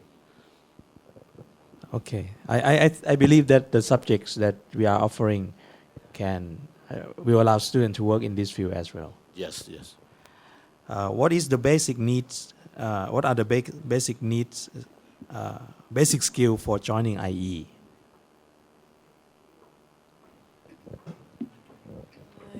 So we have to answer in Thai first and then translate in English? The question is in English. English. So. Sorry, my bad. Okay, the background. I think you should pass all the courses you have taken in this first year. Okay, and the math is a very important one, and English too. So you should pass the math. Is the most important one. As I mentioned to you before, when you start in the second year, you should take one course which is about the engineering stat. And some of the other courses talking about the applying math that you have learned in the first year. Okay? And if you really want to ask some details, since we have limited time, we have Dr. Warut. He's there. Raise your hand, please, Dr. Warut. He's there. He used to study in this school before. His batch is 15. So if you have to ask the detailed insights, you can ask him back there. It's shorter than like asking me here. Thank you so much. Okay. What is the difference between IE and ME? Okay, first thing, the name is different. Even we are in the same school. Do you know that ME and RE are together in the same school? The name is MSMA, stands for. Okay, that thing, MSMA. Okay, our door is really close, but it doesn't mean we are the same. First thing, we have different background for the course. But some of the courses, for example, manufacturing, tools, and operation.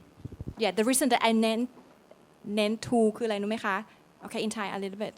เพราะว่าเนื่องจากเราใช้เครื่องมือร่วมกันตอน in Thai for well ใช้ร่วมกันตอนปี2อะค่ะที่เหมือนกันที่นักเรียนบางคนอาจจะทราบหรือผู้ปกครองบางท่านอาจจะรู้สึกว่าเราคล้ายกันคือนักเรียนบางคนอาจจะเรียนเกี่ยวกับเครื่องมือช่างกัดเจาะกลึงใสภาษาไทยง่ายๆนะคะใช่ค่ะเราIE ภาควิชาอุตสาหการเนี่ยจะ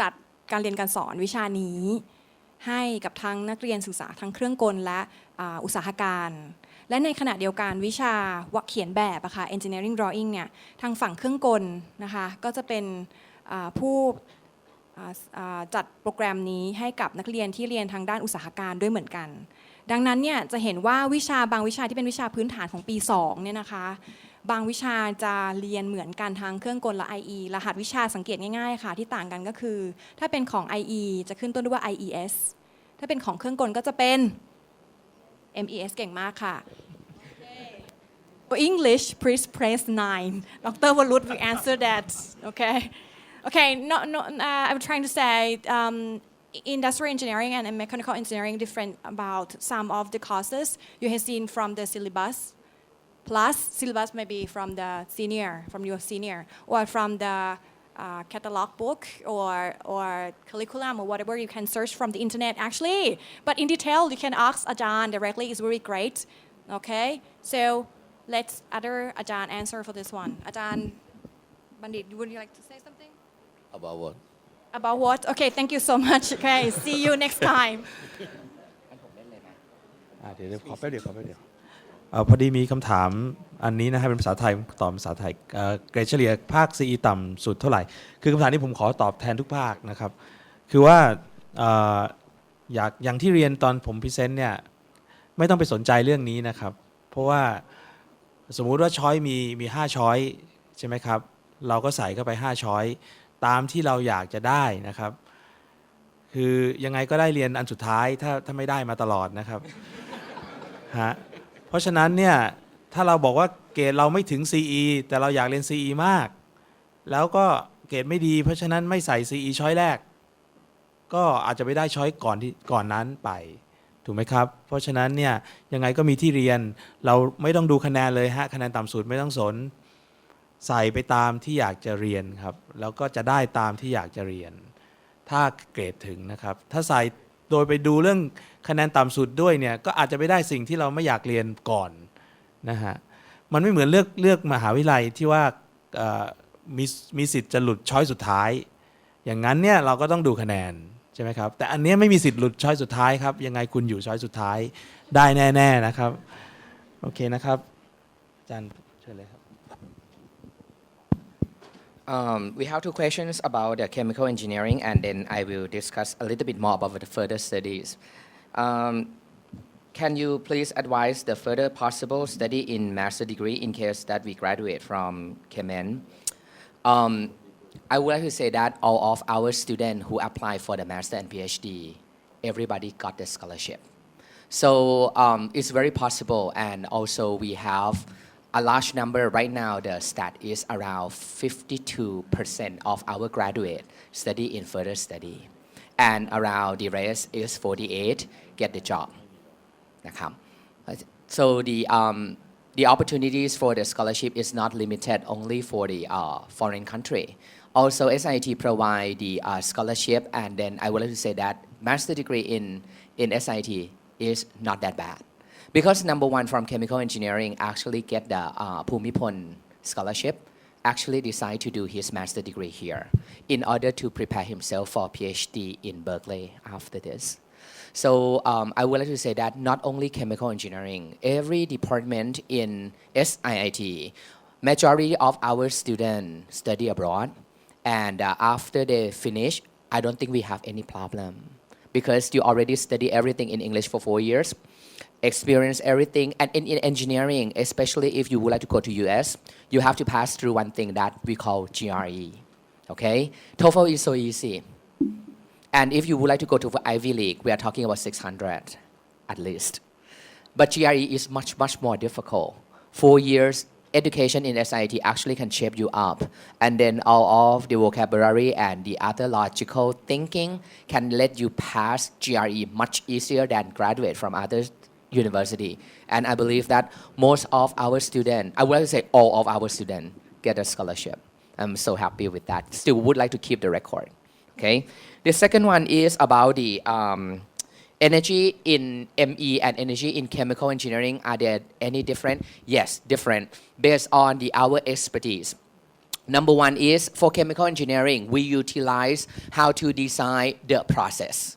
That means not the equipment, but the equipment arrangement in order to make it safe. For example, we have to design the industrial estate in Rayong, Maptaput. Sunset and sunrise in the east and in the west is really important in order to put the layout properly.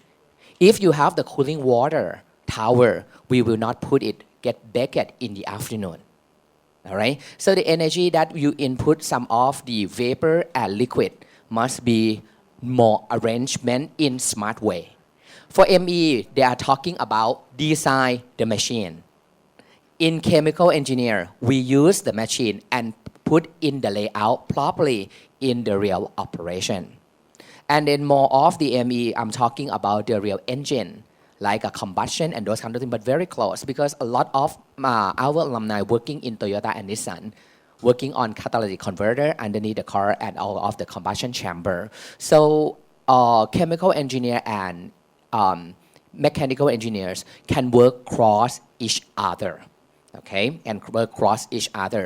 For talking about the petrochemicals or for the offshore, chemical engineers talking about the fluid properties in chemistry, in chemical properties one.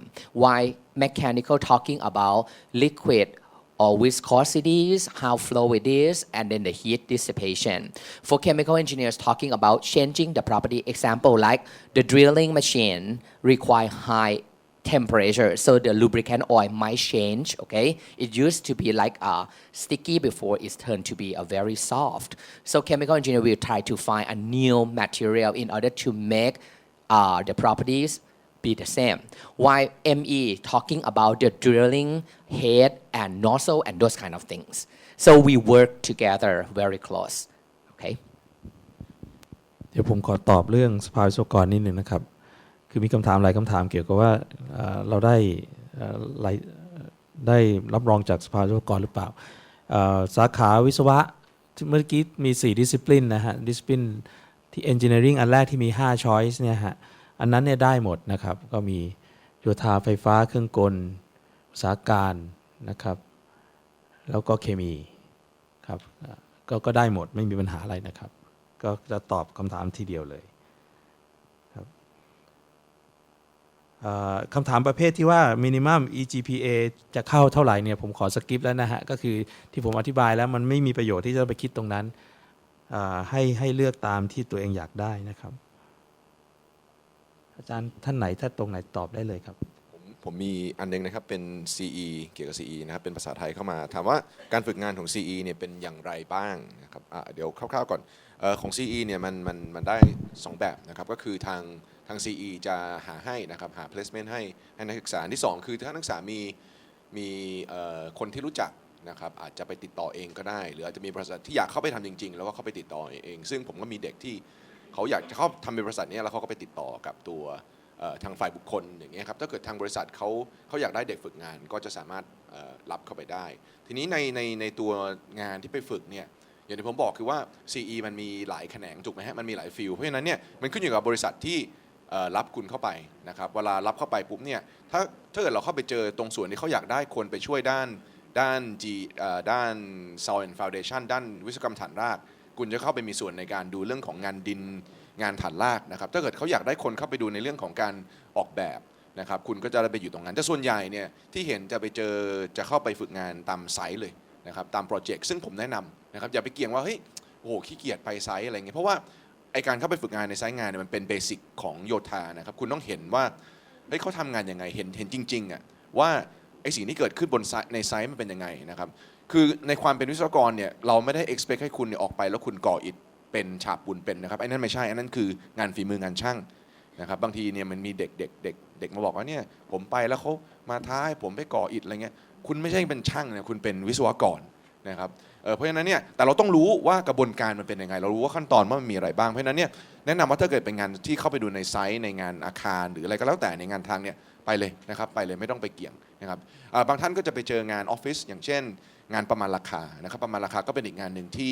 วิศวกรโยธาบ้านเรานะครับที่ทำเนื่องจากว่าบ้านเราไม่มีแขนงที่เขาเรียกว่า quantity surveying นะครับเราไม่ออฟเฟอร์ตรงนั้นเพราะฉะนั้นเนี่ยงานประมาณราคาทางเด็กโยธาจะเข้าไปทำค่อนข้างเยอะนะครับเราเรียก cost engineer เข้าไปประมาณว่าประเมินราคาว่าสิ่งก่อสร้างแบบนี้ต้องใช้เงินเท่าไหร่นะครับอันนี้จะเป็นเชิงของพวก consult ละเชิงของเวลาเราค่อยเข้าไปประมูลงานนะครับอันนี้ก็เป็นอีกงานหนึ่งบางเด็กบางคนก็จะไปเจอในเรื่องของ quality inspection นะครับตึกเขาก่อสร้างไปเยอะละแล้วเด็กเข้าไปพอดีจังหวะนั้นถ้าคุณเข้าไปในช่วงนั้นเนี่ยคุณจะเข้าไป inspect ตัวอย่างเช่น strength ของคอนกรีตว่ามันได้ตามมาตรฐานหรือเปล่านะครับไปดูรอยแตกรอยร้าวว่ามีรอยแตกรอยร้าวตรงไหนบ้างเช็คซ่อมยังไงนะครับตรงนั้นคุณจะได้เป็นเรียนรู้เยอะนะครับฝึกงานนี่ประมาณเกือบ2 เดือนไหมฮะอาจารย์ระยะเวลาทั้งหมดประมาณเกือบ2 เดือนพยายามเรียนรู้ให้ได้มากที่สุดนะครับถ้าเรามีเวลาขอต่อผมแนะนำเลยว่าขอต่อยืดออกไปเห็นให้ได้เยอะที่สุดเพราะตรงนี้ถ้าเกิดเราเห็น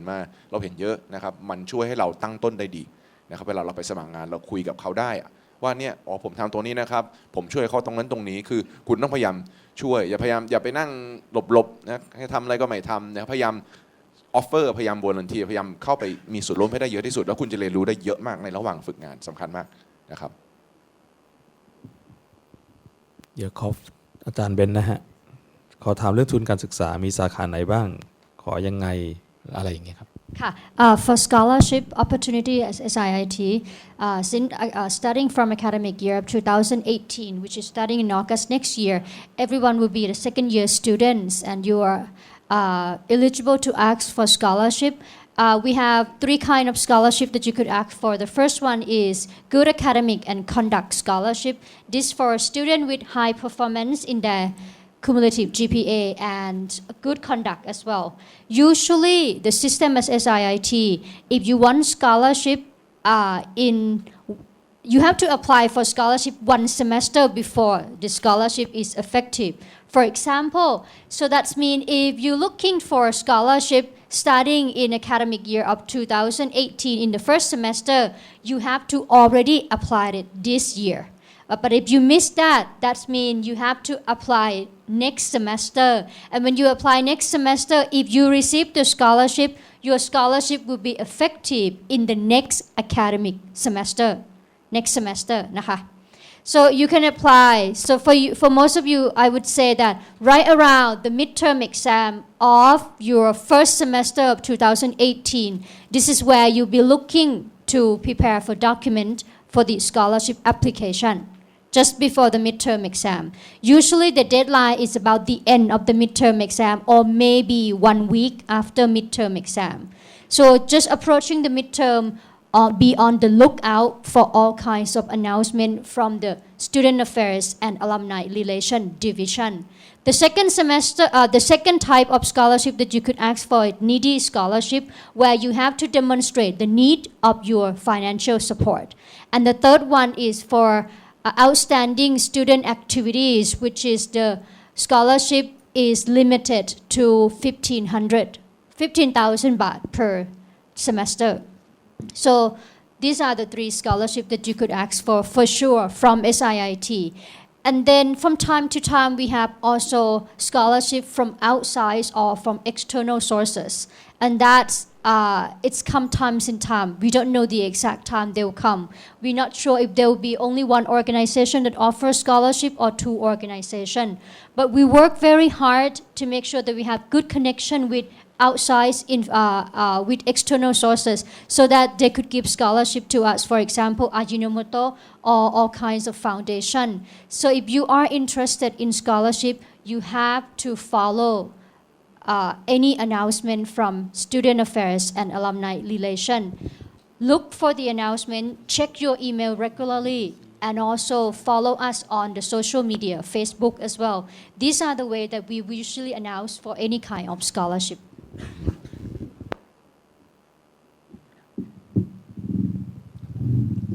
ครับมีคำถามเกี่ยวกับไฟฟ้านะครับมีสัก2คำถามนะคำถามแรกทำไมถึงไม่เปิด EE นะ EE ก็คือ Electrical Engineering นะครับมันเป็นอย่างนี้ครับทางไฟฟ้าเนี่ยจะมีกวรับรองเนี่ยอยู่2แบบคือกวสื่อสารแล้วก็กวไฟฟ้ากำลังนะครับ2แบบนะเมื่อสักครู่นี้ที่อาจารย์พฤทธาพูดถึงกวที่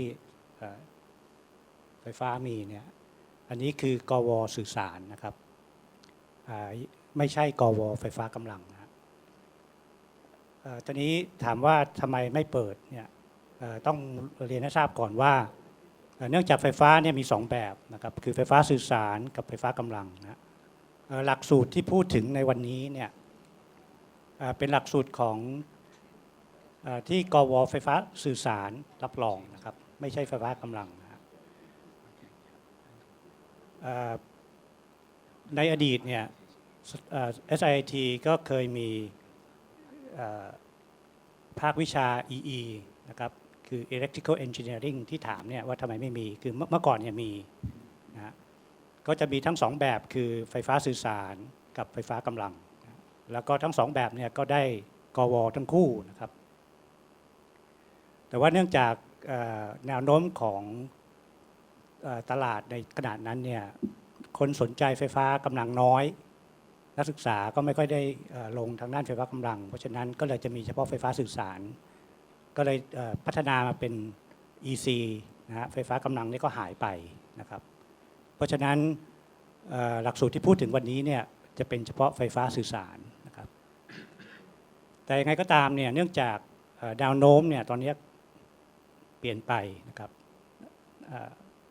ไฟฟ้ากำลังเนี่ยก็กลับมาเป็นที่นิยมมากขึ้นจำนวนนักศึกษาก็เรียกร้องให้มีมากขึ้นนะครับทางสาขาวิชาก็กำลังเตรียมนะครับเปิดไฟฟ้ากำลังคู่กันไปนะครับซึ่งจะเป็นหลักสูตรในปีหน้าถ้าทำทันนะครับถ้าทำทันแต่ว่าปีนี้เนี่ยยังเป็นหลักสูตรของไฟฟ้าสื่อสารเท่านั้นนะครับไฟฟ้ากำลังเนี่ยปีหน้าอาจจะเปิดทันเพราะฉะนั้นคำถามที่ว่าทำไมไม่เปิดไฟฟ้าEE ก็จะกลายเป็นหลักสูตรปีหน้านะครับเป็น EE ซึ่งจะประกอบไปด้วยไฟฟ้าสื่อสารและไฟฟ้ากำลัง2ส่วนที่จะเป็นกวคนละชุดกันนะครับนักศึกษาสามารถเลือกไฟฟ้ากำลังก็ได้หรือไฟฟ้าสื่อสารก็ได้นะครับแต่ว่าสำหรับหลักสูตรในปีนี้เนี่ยก็ต้องเน้นอีกทีว่าไม่ใช่ไฟฟ้ากำลังนะครับเป็นไฟฟ้าสื่อสารนะครับที่ได้รับกวนะครับส่วนคำถามที่2นี่ถามว่า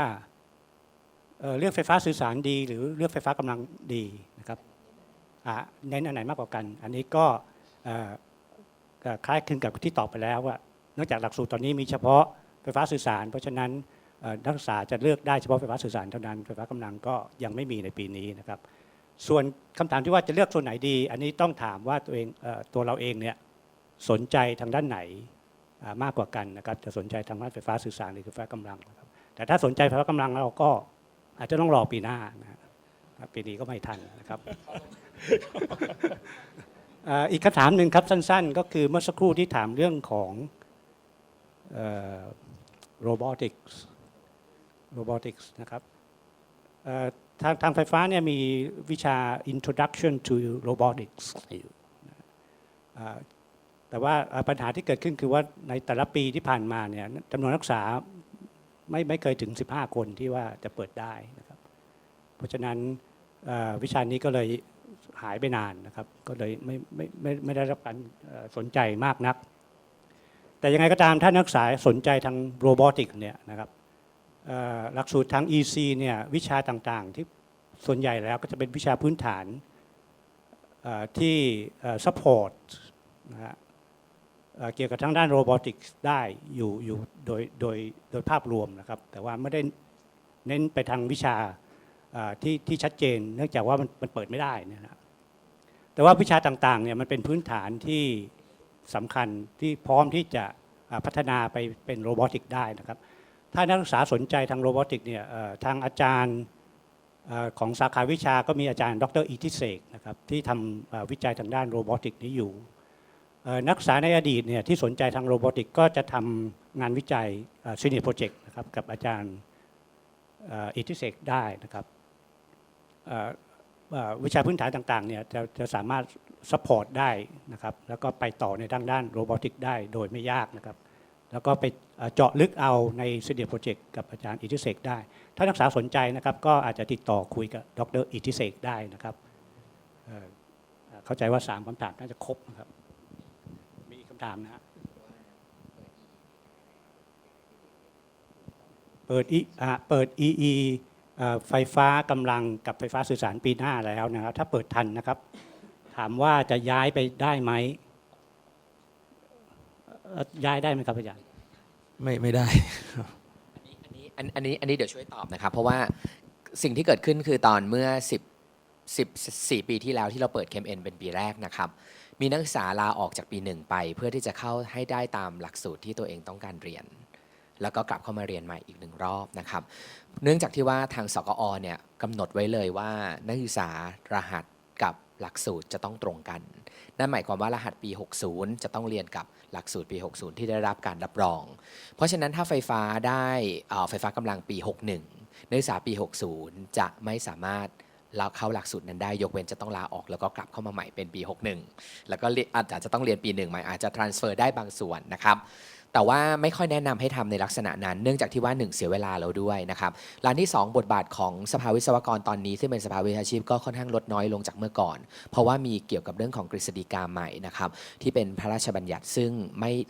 ม่จะ flexible มากขึ้นดังนั้นการที่เราเรียนวิศวะทางด้านสาขาใดสาขาหนึ่งแล้วศึกษาเพิ่มเติมผมขอพูดไปถึง Thailand 4.0 เลย Thailand 4.0 เนี่ยเพิ่งจัดไอ้เสวนาไปก็คือเป็น multidisciplinary เราคงจะไม่มีลักษณะของวิศวะที่เป็นเขาเรียกว่า lone wolf อีกต่อไปนะครับจะต้องศึกษาเพิ่มเติมในหลายแขนงไม่ใช่แค่ว่าเรียนเป็นวิศวะแต่จะต้องเอาใช้ดิจิทัลเป็นด้วยอย่างสร้างสรรค์แล้วก็เรื่องของงานวิจัยก็จะต้องตอบโจทย์ยุทธศาสตร์ของประเทศดังนั้นเนี่ยการที่เป็นไฟฟ้าสื่อสารแล้วเรียนวิชาของไฟฟ้ากำลังมีประโยชน์นะครับสามารถทำงานจะไม่เหมือน typical เหมือนกับสมัยคุณพ่อคุณแม่แล้วจะเป็นงานที่ต้องการสกิลหลายๆแบบมารวมกันซึ่งทำให้ SIT ปรับลักษณะของกลยุทธ์ยังไงในการทำหลักสูตรเราปรับครับแต่เราปรับภายในนั่นหมายถึงว่าตัวออปชันของทุกภาควิชาทั้งหมดคุณเลือกออปชันไหนคุณได้กวทั้งหมดนะครับ2ออปชันคือตัวที่ mix and match สร้างคาแรคเตอร์ของตัวเราให้เหมาะสมกับสิ่งที่เราอยากจะไปทำงานในอนาคตยกตัวอย่างเช่นมีคำถามผมมาว่าอยากเป็น renewable energy เลือกออปชันไหนผมบอกว่าเลือกได้ทั้ง2ออปชันเพราะว่าไม่มีออปชันคุณก็เป็น KMN แล้วคุณทำ renewable energy ได้เลยแต่ถ้าคุณอยากทำ renewable energy ทางด้านของ electrochem พวก fuel cell คุณไปเลือก option material ถ้าคุณทำเกี่ยวกับ bio fuel cell ก็มีใช้แบคทีเรียในการสร้างพลังงานคุณไปเลือก biochemical engineering ได้แล้วยังเปิดโอกาสให้มี mix and match อีกนะครับเพราะฉะนั้นวิชาที่เป็น option จริงๆแล้วเนี่ยไม่ต้องไปวิตกเราสามารถเรียน cross option ได้อีกเพราะว่า SIT provide วิชาทั้ง free elective และ technical elective ให้ด้วยเพราะฉะนั้นเด็กรุ่นใหม่จะไม่เหมือนกับรุ่นเก่าที่เลือก option แล้วตายตัวแต่เขาจะเลือกเพื่อที่จะไปสร้างคาแรคเตอร์ของเขาเองว่างานลักษณะไหนที่เขาอยากจะทำนะครับเพราะฉะนั้นอย่าเพิ่งกังวลแต่ตอบคำถามช่วยอาจารย์บรรลือตอบว่าหลักสูตรกับรหัสนักศึกษาต้องไปด้วยกันนะครับ Okay, thank you. I would like to answer this question about Thailand 4.0. Will SIT, I changed the question a little bit. Will SIT adjust curriculum to serve Thailand 4.0? I can answer it this way. SIT is very flexible. We adjust curriculum frequently and we do that all the time. So you don't have to worry. Even existing curriculum can be modified. And even though you know that in Thailand 4.0, for example, robots will be used a lot, why don't we open robotics engineering as one curriculum? We believe that that is not the very best idea because you should not study too narrowly. You should study. If you study too narrowly, and in the future, if something change, then you have problems. So you should study like mechanical engineering, electrical engineering. And inside these curriculums, you have subjects that can be modified frequently, and you have electives that can take care of advanced subjects or modern subjects. And later, when you would like to specialize yourself, you can pursue your master degree study, and then you start to move towards certain fields. So I think we can handle this change easily at SIT. We are very flexible. I can guarantee you that. อีกคำถามนึงนะครับถ้าเกิดเลือกแล้วไม่ได้สาขาที่ตัวเองอยากได้จะทำยังไงนะครับอันนี้ตอบยากมากนะครับ คือตามระเบียบเนี่ยนักศึกษาก็ต้องเรียนไปก่อน1เทอมคือเราไม่ใช่ว่าพอเลือกแล้วไม่ได้แล้วจะมาเปลี่ยนเลยมันก็ไม่รู้เลือกทำไมนะฮะเลือกได้อะไรก็ต้องเรียนตรงนั้นไปแล้วเสร็จแล้วพอผ่านไป1เทอมก็ถ้าคิดว่าไม่ไหวจริงๆไม่ชอบจริงๆก็จะขอเปลี่ยนสาขานะครับแต่อันนั้นเนี่ยถ้าสาขาที่จะเข้ามันเต็มอยู่เนี่ยยังไงก็เข้าไม่ได้นะครับเพราะฉะนั้นตรงนั้นเนี่ยแล้วแต่อยากจะบอกว่าแล้วแต่ดวงนะครับเพราะฉะนั้นคือ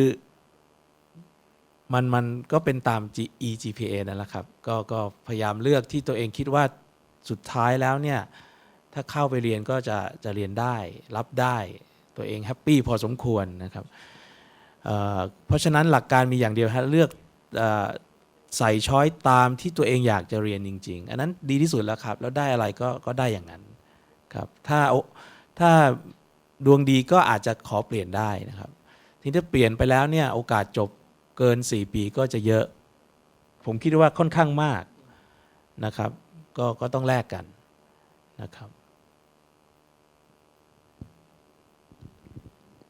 ขอตอบคำถามของ CE นะครับมีอยู่2ข้ออันที่ผมเห็นตอนนี้เป็นเรียน CE ทำงาน offshore ได้ไหมทำได้นะครับเพราะว่า offshore นี่ต้องมีโครงสร้างถูกไหมฮะต้องมีโครงสร้าง offshore ซึ่งไอ้พวกคอลัมน์นะครับเสาที่ support ไอ้แท่นขุดเจาะเนี่ยมันต้องใช้เทคนิคพิเศษเลยคอนกรีตพิเศษคอนกรีตใต้น้ำนะครับแล้วตัวที่เหนือระดับน้ำทะเลก็ต้องเป็นคอนกรีตที่ทนทานกับสภาพแวดล้อมใน offshore นะครับเพราะฉะนั้นพวกนี้เนี่ยถ้าเกิดคุณได้ทำงานลักษณะโครงการแบบนี้เนี่ยก็จะออกไปนะครับแล้วก็ไปดูแลในเรื่องของการก่อสร้างที่เป็นลักษณะของ offshore จริงๆนะก็ CE ก็ทำได้นะครับแล้วก็มีหลายท่านที่อยู่บริษัทลักษณะ oil and gas นะครับ oil and gas ก็ใช้ CE เข้ามาช่วยก่อสร้างพวกrefinery โรงกลั่นอย่างเงี้ยครับ CE ก็ต้องเข้ามามีส่วนร่วมมันก็จะไปได้หลายฟิลนะครับแล้วแต่ว่าเราก็ต้องทำงานกับฟิลอื่นนะครับ CE นี่ไม่ได้อยู่โดดเดี่ยวดายนะก็ต้องไปโคกับ ME โคกับ IE นะครับกับทุกฟิลเลยนะฮะก็ไปได้นะครับคำตอบอีกอันนึงก็คือเรื่องของ CE ทุนไปต่างประเทศตอนปี3ปี4ต้องมีเกรดเฉลี่ยประมาณเท่าไหร่มีคอนเฟิร์มอาจารย์พุทธาแล้วภาพรวมในนี้ 3.5 ป่ะครับภาพรวม ได้ทุนจะคอนเฟิร์มคือถ้าจะได้ทุนก็เกรดจะต้องสูงมากครับผมคิดว่า 3.5 นี่ก็จะเซฟถ้าจะได้ไปเนี่ยไม่เป็นไร3เนี่ยก็ได้ไปได้ผมยังเคยเห็น 2.75 ก็ไปได้เพราะฉะนั้นไปอย่างเดียวเนี่ยไม่เป็นไรแต่จะขอทุนด้วยเนี่ยแข่งกันน่าดูนะครับแอบเสริมอาจารย์พุทธานิดนึงคือจริงๆแล้วตอนนี้เราเริ่มเป็นที่รู้จักของมหาวิทยาลัยต่างประเทศแล้วนะครับเราเคยเห็นเด็กที่ 2.51 ได้รับการรับเข้าเป็นกรณีพิเศษเนื่องจากเราต้องขอบคุณอลัมไนของเราที่ว่าไปทำประโยชน์ให้กับ professor ที่นู่นนะครับอันนี้เจอที่ญี่ปุ่นกับที่สวีเดนคือถึงแม้ GPA จะน้อยแต่หลังจากสัมภาษณ์ทาง Skype แล้วอาจารย์ประทับใจมากเขารับเลยครับแล้วต่อไปหลังจากนั้นเรียนไปได้1 เทอมได้ทุนด้วย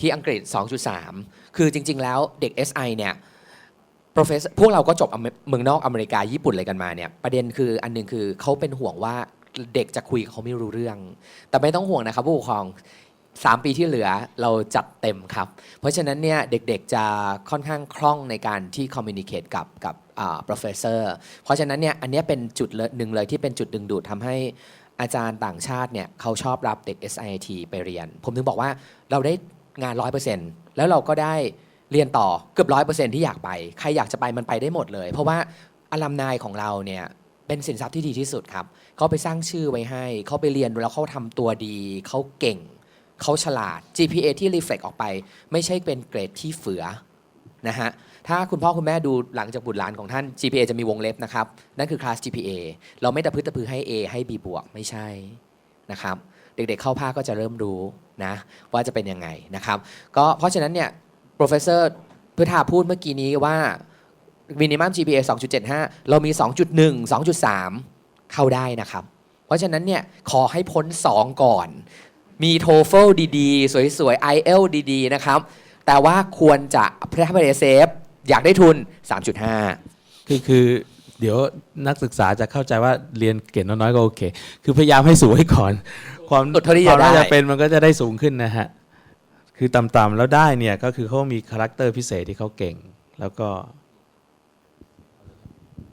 ครับมีคำถามที่17นะครับที่บอกว่าผู้หญิงทำงานที่แท่นขุดน้ำมันได้หรือไม่อันนี้เข้าใจว่าถ้าจะตอบสำหรับสาขาใกล้เคียงไม่ว่าจะเป็น IE เคมีหรือโยธา ME นะครับก็คือทำได้นะครับแน่นอนนะครับเพราะว่าที่แท่นขุดน้ำมันเนี่ยเวลาเราจบไปแล้วเนี่ยใบปริญญาเราเป็นวิศวกรนะครับไม่ใช่กรรมกรแล้วก็บริษัทน้ำมันทุกแห่งเชฟรอนนะครับปตท.สผ.ไม่ได้ให้จ้างวิศวกรไปเป็นกรรมกรนะครับเพราะนั่นคือแล้วก็จะมีซับคอนแทคเตอร์ทั้งหมดทุกบริษัทเช่นฮาริเบอร์ตันอะไรพวกนี้เป็นซับคอนแทคเตอร์ที่ก็ไปหาคนงานมาอะไรครับใช้แรงงานในการขุดนะครับส่วนวิศวกรก็คือก็ไปทำงานหน้าที่ในการ QC นะควบคุมคุณภาพ นะครับอันนี้เข้าใจว่าไม่น่ามีปัญหาเลยนะครับไม่ว่าจะทำออฟชอร์ก็ตามคำถาม 20 เกี่ยวกับI'm interested in automotive engineering นะครับก็ถ้าสนใจก็คือเลือกได้เลยนะครับเลือกได้เลยบอกว่า if I can't get in what should I do ก็อย่างที่อาจารย์บอกทำใจนะครับก็คงต้องทำใจนะครับคำถามที่ใกล้เคียงนะครับอย่างเช่นคำถามล่าสุดนะครับว่าคำถามที่ 37 นะครับทำงานเกี่ยวกับสายการบินอันนี้จริงก็ต้องดูว่าไอ้สายการบินเนี่ยงานที่ทำเป็นงานประเภทไหนแต่เช่นงานเชิงบริหารนะครับก็อาจจะต้องเป็น IE ไปนะครับงานในเชิงของถ้าบอกว่าเป็นกัปตันเป็นแอร์ก็ถามว่าก็เป็นได้หมดนะครับเป็นได้หมดนะครับเอาเป็นว่าเป็นส่วนใหญ่ที่ปีที่คำถามนี้น้อยนะครับปีที่แล้วคำถามเรื่องเป็นนักบินนี้เยอะมากนะครับก็นักบินจริงก็เป็นได้แล้วโดยทั่วไปแล้ว99%นะครับของนักบินนะครับไพลอตนะครับส่วนใหญ่ก็จะเป็นวิศวกรนะครับเพราะว่ามีทักษะนะครับในการที่จะควบคุมนะครับแล้วถามว่านักบินที่ไม่ได้จบวิศวะมีไหมมีนะครับจบพาณิชย์อะไรก็มีนะครับถ้าเราไปถามนะก็คือว่าเก่งจริงๆนะครับแล้วนักบินเนี่ยถามว่าต้องเกรดดีไหมอันนี้ยืนยันนะครับว่าเพราะว่าทุกสาขามีอย่างเช่นสาขาของ ME เนี่ยลูกศิษย์เราเองเนี่ยนะครับเป็นนักบินนี้บางรุ่นนี้ตั้งหลายคนนะครับหลายคนนะครับแล้วก็ถ้าถามผมอาชีพนักบินก็เป็นอาชีพที่ถ้าถามผมเองนะครับน่าจะดีกว่าขุดน้ำมันนะครับเพราะว่าจากการพยากรณ์การเดินทางทั่วโลกนะครับทั่วโลกต้องการนักบินนะครับประมาณ 500,000 ถึง 800,000 คนนะครับผลิตไม่ทันนะครับการบินไทยเอเชียเราเห็นว่ามีกัปตันคนไทยนะครับใช่แต่ถ้าเราลองนั่งไอ้พวกอะไรครับนกแอร์ไลออนแอร์นะครับพวกนี้ก็จะจ้างเลยครับนะจ้างกับนักบินนะครับชาวมาเลเซียนะครับอินโดนีเซียนะครับเพราะจริงอาชีพของนักบินนี้เข้าใจว่าถ้าใครไม่กลัวนะครับถ้าถามผมไม่อยากเป็นนะครับผมกลัวบินสูงนะครับแล้วถามว่าเกรดเท่าไหร่นะครับจริงๆเรามีสถิติอยู่นะครับศิษย์เก่า ME ที่ไปเป็นนักบินนะครับคนที่จบเกียรตินิยมกับไม่ได้เป็นนะครับเพราะว่าไม่สามารถผ่าน aptitude test นะครับเพราะว่าคนที่เกียรตินิยมนะครับจะมีความเชื่อมั่นตัวเองสูงมากนะครับปรากฏว่าคนที่เป็นกัปตันได้เกรด 2.0 มีนะครับ ME นะครับคนขี้กลัวนะครับเกิดอะไรขึ้นเลยครับเปิดคู่มือต้องทำไงขั้นตอน1 2 3 4 5นะครับอันนี้คือเรามีข้อมูลจริงอยู่นะครับก็เท่านี้ก่อนนะครับสำหรับของ ME ครับเดี๋ยวขออนุญาตเสริมอาจารย์นิดหนึ่งนะครับในเรื่องของสายการบินโยธาก็ยังไปทำงานสายการบินได้เลยนะครับเพื่อนผมเนี่ยเรียนมาด้วยกันโยธาไปเป็นแอร์ละอยู่แอร์กันแกอยู่การบินไทยนะครับก็ได้สายการบินนี่คือผมว่าทุกฟิลไปทำงานได้หมดเลยนะครับคำถามหนึ่งนะคะถามว่าอยากรู้แนวทางการทำงานของ IE ที่เป็นด้าน manufacturing นะคะ for English you can ask Dr. Walut raise your hand Dr. Walut okay again okay I will answer in Thai first and then try to translate in English later จากที่ได้กล่าวไปตอนนำเสนอไปช่วงแรกนะคะทางด้าน manufacturing เนี่ยจริงๆทุกคนจะคิดแค่ว่าทำในเครื่องจักรใช่ไหมคะแต่จริงๆในบางประเทศเนี่ย manufacturing engineering เนี่ยเขาก็หมายถึงทางด้านอุตสาหการเหมือนกันแต่ทีนี้ทาง SIIT อะค่ะเราได้เพิ่มทางเลือกให้กับนักศึกษาแล้วก็แบ่งทำความเฉพาะออกไปให้รู้ในทุกๆเรื่องมากขึ้นอย่างเช่นอย่างชื่อเล่นคือ IE option หมายความว่าเรียนทางด้านเกี่ยวกับการเงินการจัดการมีเงินอยู่เท่านี้ต้องการลงทุนซื้ออุปกรณ์เครื่องจักรเท่านี้แล้วจะต้องผลิตเมื่อไหร่ให้ทันผลประกอบการหรือกำไรที่จะได้มีมูลค่าเท่าไหร่อันนี้เป็นลักษณะของเรื่องการเงินและการวิเคราะห์เพื่อง่ายคือการ forecast สิ่งที่จะเกิดขึ้นในอนาคตส่วนทางด้าน manufacturing เนี่ยงานก็คือเราต้องยอมรับว่าการจะผลิตสินค้าที่มีคุณภาพได้อะค่ะมันก็ต้องมีการควบคุมทางด้านการผลิตแม้กระทั่งถึงเครื่องจักรระบบการผลิตต่างๆองค์ประกอบย่อยแม้กระทั่งความรู้เรื่องไฟฟ้าเบื้องต้นอย่างเงี้ยค่ะเราก็ต้องมีการเรียนรู้ในเรื่องนี้รวมถึงการดีไซน์และออกแบบพูดง่ายๆคือว่า เราจะทางด้าน manufacturing เนี่ยเราไม่ได้เพียงแต่ที่จะสนใจทางด้านของเครื่องจักรเท่านั้นเราต้องสนใจว่าสิ่งที่ลูกค้าต้องการจริงๆคืออะไรจริงๆมันมีทฤษฎีหนึ่งเขาเรียกว่า Kansei engineering นะคะหรือ Kansei engineering ก็คือว่าพยายามที่จะแปลความต้องการของหรือ reaction อย่างเช่นบางคนตอนนี้ค่ะนั่งคุยอยู่อย่างเงี้ยใช่ไหมคะเราก็อาจจะเปลี่ยนใหม่แทนที่ว่าต่อไปอาจารย์นั่งลงอาจารย์ก็อาจจะยืนแล้วไปพูดใกล้ๆเป็น interactจะได้ไม่หลับหรือบางคนอาจจะง่วงแล้วหลับไปแล้วก็จะไปกระซิบข้างๆหูว่าตื่นเถอะค่ะอะไรอย่างนี้แล้วก็คือพูดง่ายๆคือ translate customer requirement ให้กับเพราะการเรียนการสอนมันก็เป็นอีกอย่างหนึ่งที่จะต้อง deliver ความต้องการให้กับนักเรียนเหมือนกันดังนั้นเนี่ยการผลิตเนี่ยมันไม่เพียงแต่ที่จะขึ้นกับเครื่องจักรนะคะพูดง่ายๆคือเราจะต้องเข้าไปรู้ถึงกระทั่งว่า material ที่ใช้ในการผลิตคืออะไรอุปกรณ์ที่ต้องใช้มีอะไรบ้างและสุดท้ายแล้วเนี่ย feedback ที่ได้จากลูกค้าเนี่ยเขาพอใจหรือเปล่าถ้าไม่เข้าใจหรือไม่พอใจหรือต้องการจะเปลี่ยนใหม่เราก็ต้องย้อนกลับมาตั้งแต่กระบวนการเริ่มต้นในขณะเดียวกันทางด้าน IE ก็ต้องมาคำนวณถึงต้นทุนการผลิตละว่าถ้าเราผลิตสินค้าออกไปลูกค้าไม่ต้องการหรือต้องมาผลิตใหม่ต้องใช้เงินหรือการลงทุนเท่าไหร่เพราะฉะนั้นเนี่ยการเรียนใน2 สาขาเนี้ยถึงแม้ว่าจะอยู่ในภาควิชาเดียวกันนะคะมันก็จะมีความแตกต่างกันเล็กน้อยจริงๆมันเรียนต่างกันแค่4 ตัวนักศึกษาจะต้องเลือกตอนเรียนตอนปี3 เทอม 2แล้วในวันนั้นเนี่ยถ้าได้เลือกแล้วได้เจอกันนะคะเราจะมานั่งในห้องแบบนี้อีกครั้งหนึ่งแล้วเราก็ต้องมานั่งว่าความแตกต่างของ2 อันนี้คืออย่างไรตอนนี้คือเข้าให้ได้ก่อนนะคะอันดับแรกถามหลายอย่างจังเลยจบแล้วเรียนต่อไปไหนไปต่อต่างประเทศไหมคือเข้าให้นี่ก่อนเนาะปี2ก่อนค่ะแล้วชีวิตที่เหลือเราจะทราบเองแล้วมีคำถามหนึ่งเพิ่มนะคะนิดนึงค่ะว่าอาชีพอะไรที่จบจาก IE แล้วและน่าสนใจที่สุดจริงๆก็ถามเป็นภาษาอังกฤษนะคะเดี๋ยวเราเข้าไปตอบภาษาอังกฤษอีกทีหนึ่งแล้วตอบได้เลยว่าตอบยากค่ะเพราะว่าทุกอาชีพมีความสำคัญเหมือนกันหมดส่วนใหญ่เด็กที่เลือกชอบเลือกทางด้านเงินเดือนโดยลืมประเมินตัวเองถ้าจะพูดจริงๆก็คือเราต้องประเมินตัวเองก่อนนะคะว่าเรามีความรู้ความสามารถหรือความถนัดในด้านไหนเกรดบางครั้งอาจจะเป็นแค่ตัวใบบอกทางอะค่ะเด็กบางคนเรียนเก่งแต่สื่อสารไม่รู้เรื่องก็ไม่สามารถได้งานที่ดีๆได้ตอบยากค่ะถ้าเกิดจะตอบบอกว่าอาชีพไหนน่าสนใจหลังจากจบ IE แล้วถ้าบอกว่าเป็นอาจารย์นี่จะได้ไหมคะก็มันก็ตอบยากนะคะมันมีหลายอาชีพขอบคุณมากค่ะมีคำถามที่ไม่เกี่ยวอย่างที่อาจารย์จุ๋มว่าคือถ้าไม่ค่อยเกี่ยวกับเรื่อง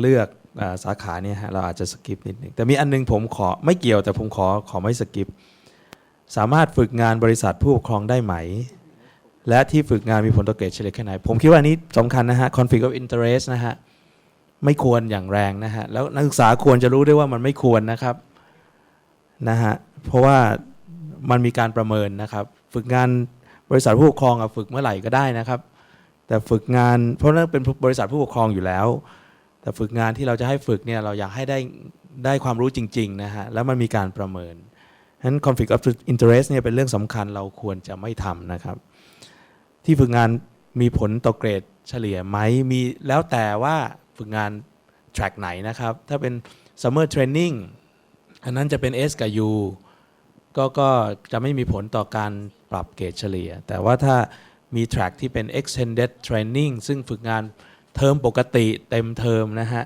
อันนั้นมีเกรดนะฮะแล้วก็หน่วยกิตก็เยอะด้วยเพราะฉะนั้นก็ยิ่งจะไปฝึกงานบริษัทคุณพ่อคุณแม่ไม่ได้เด็ดขาดนะฮะทีนี้ผมอยากจะถือโอกาสบอกเรื่องพวกนี้เรามันสำคัญเหมือนกันต่อประเทศชาตินะฮะคือคิดอย่างนี้เนี่ยไม่ดีเลยนะครับส่วนของไฟฟ้ามี3 คำถามนะอันแรก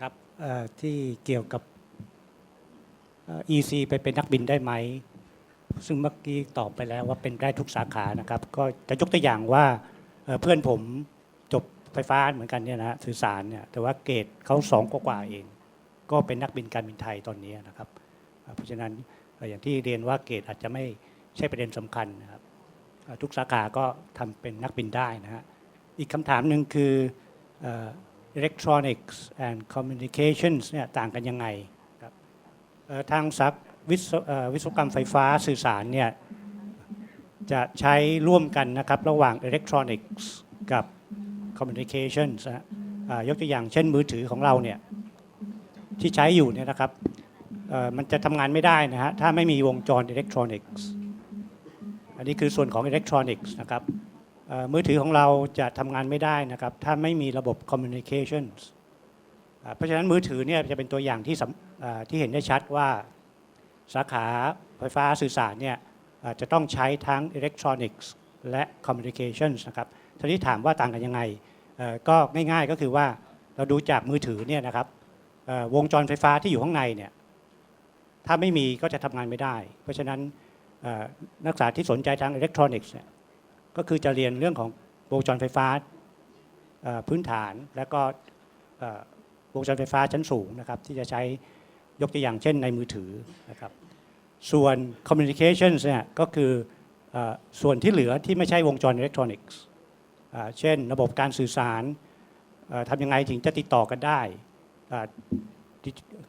ระบบดิจิทัลคอมมิวนิเคชันอย่างเงี้ยทำไงถึงจะติดต่อกันได้อะไรต่างๆทั้งหมดเลยที่ไม่เกี่ยวกับอิเล็กทรอนิกส์วงจรเนี่ยมันก็จะเป็นทางด้านคอมมิวนิเคชันนะครับคราวนี้ก็ต้องถามกับตัวเราเองว่าเราสนใจทางวงจรไฟฟ้าในรายละเอียดเล็กๆหรือเปล่านะครับหรือจะสนใจในภาพรวมที่เป็นการสื่อสารในภาพรวมนะครับเพราะฉะนั้นจุดที่ต่างกันที่เห็นได้ชัดก็คืออิเล็กทรอนิกส์จะเป็นส่วนของรายละเอียดที่เป็นวงจรไฟฟ้าที่อยู่ข้างในส่วน communication เนี่ยก็จะดูเป็นภาพรวมที่ว่าทำยังไงให้ระบบมัน work หรือว่าทำงานได้นะครับอันนี้อาจจะเป็นจุดต่างที่เห็นได้ชัดนะครับอีกคำถามสุดท้ายเป็นคำถามที่3ว่าอาจารย์ EC ใจดีไหมนะครับเท่าที่ผ่านมาอาจารย์ EC ก็ไม่ได้ใจร้ายนะครับทีนี้ถ้าถามว่าใจดีในแง่ของแจกเกรดหรือเปล่าอย่างเงี้ยก็คงไม่ใช่ใจดีแบบนี้เพราะอาจารย์ไฟฟ้า EC เนี่ยไม่ได้ใจดีในแง่ของว่าแจกเกรดแต่ว่าจะเป็นไปตามว่าเขาทำได้แค่ไหนก็ได้เท่านั้นนะครับจะไม่มีการแจกเกรดนะครับเพราะจะใจดีในแง่นี้คงไม่ใช่นะครับแต่ว่าจะใจดีในแง่ของพร้อมจะให้คำแนะนำแล้วก็ให้ความช่วยเหลือเท่าที่จะทำได้นะครับเพราะฉะนั้นถ้านักศึกษามีความคำถามหรืออะไรเนี่ยก็พร้อมที่จะให้ความช่วยเหลือตอบคำถามได้นะครับอาจจะใจดีในแง่นี้ซะมากกว่านะครับก็น่าจะครบนะฮะไฟฟ้าของเคมี2คำถามผมรวมเป็นคำถามเดียวนะครับว่าหลังจากจบเคมีแล้วจะไปต่อโทหรือต่อเอกทางด้านสาขาไหนบ้างจริงๆได้เยอะนะครับเพราะว่าเคมีเป็นสาขาที่ทำงานกว้างมากตั้งแต่ petrochemicals ทำด้าน material science ก็ได้นะครับมีเด็กไปต่อ material science ไปทำเกี่ยวกับ composite material smart material nano ก็ได้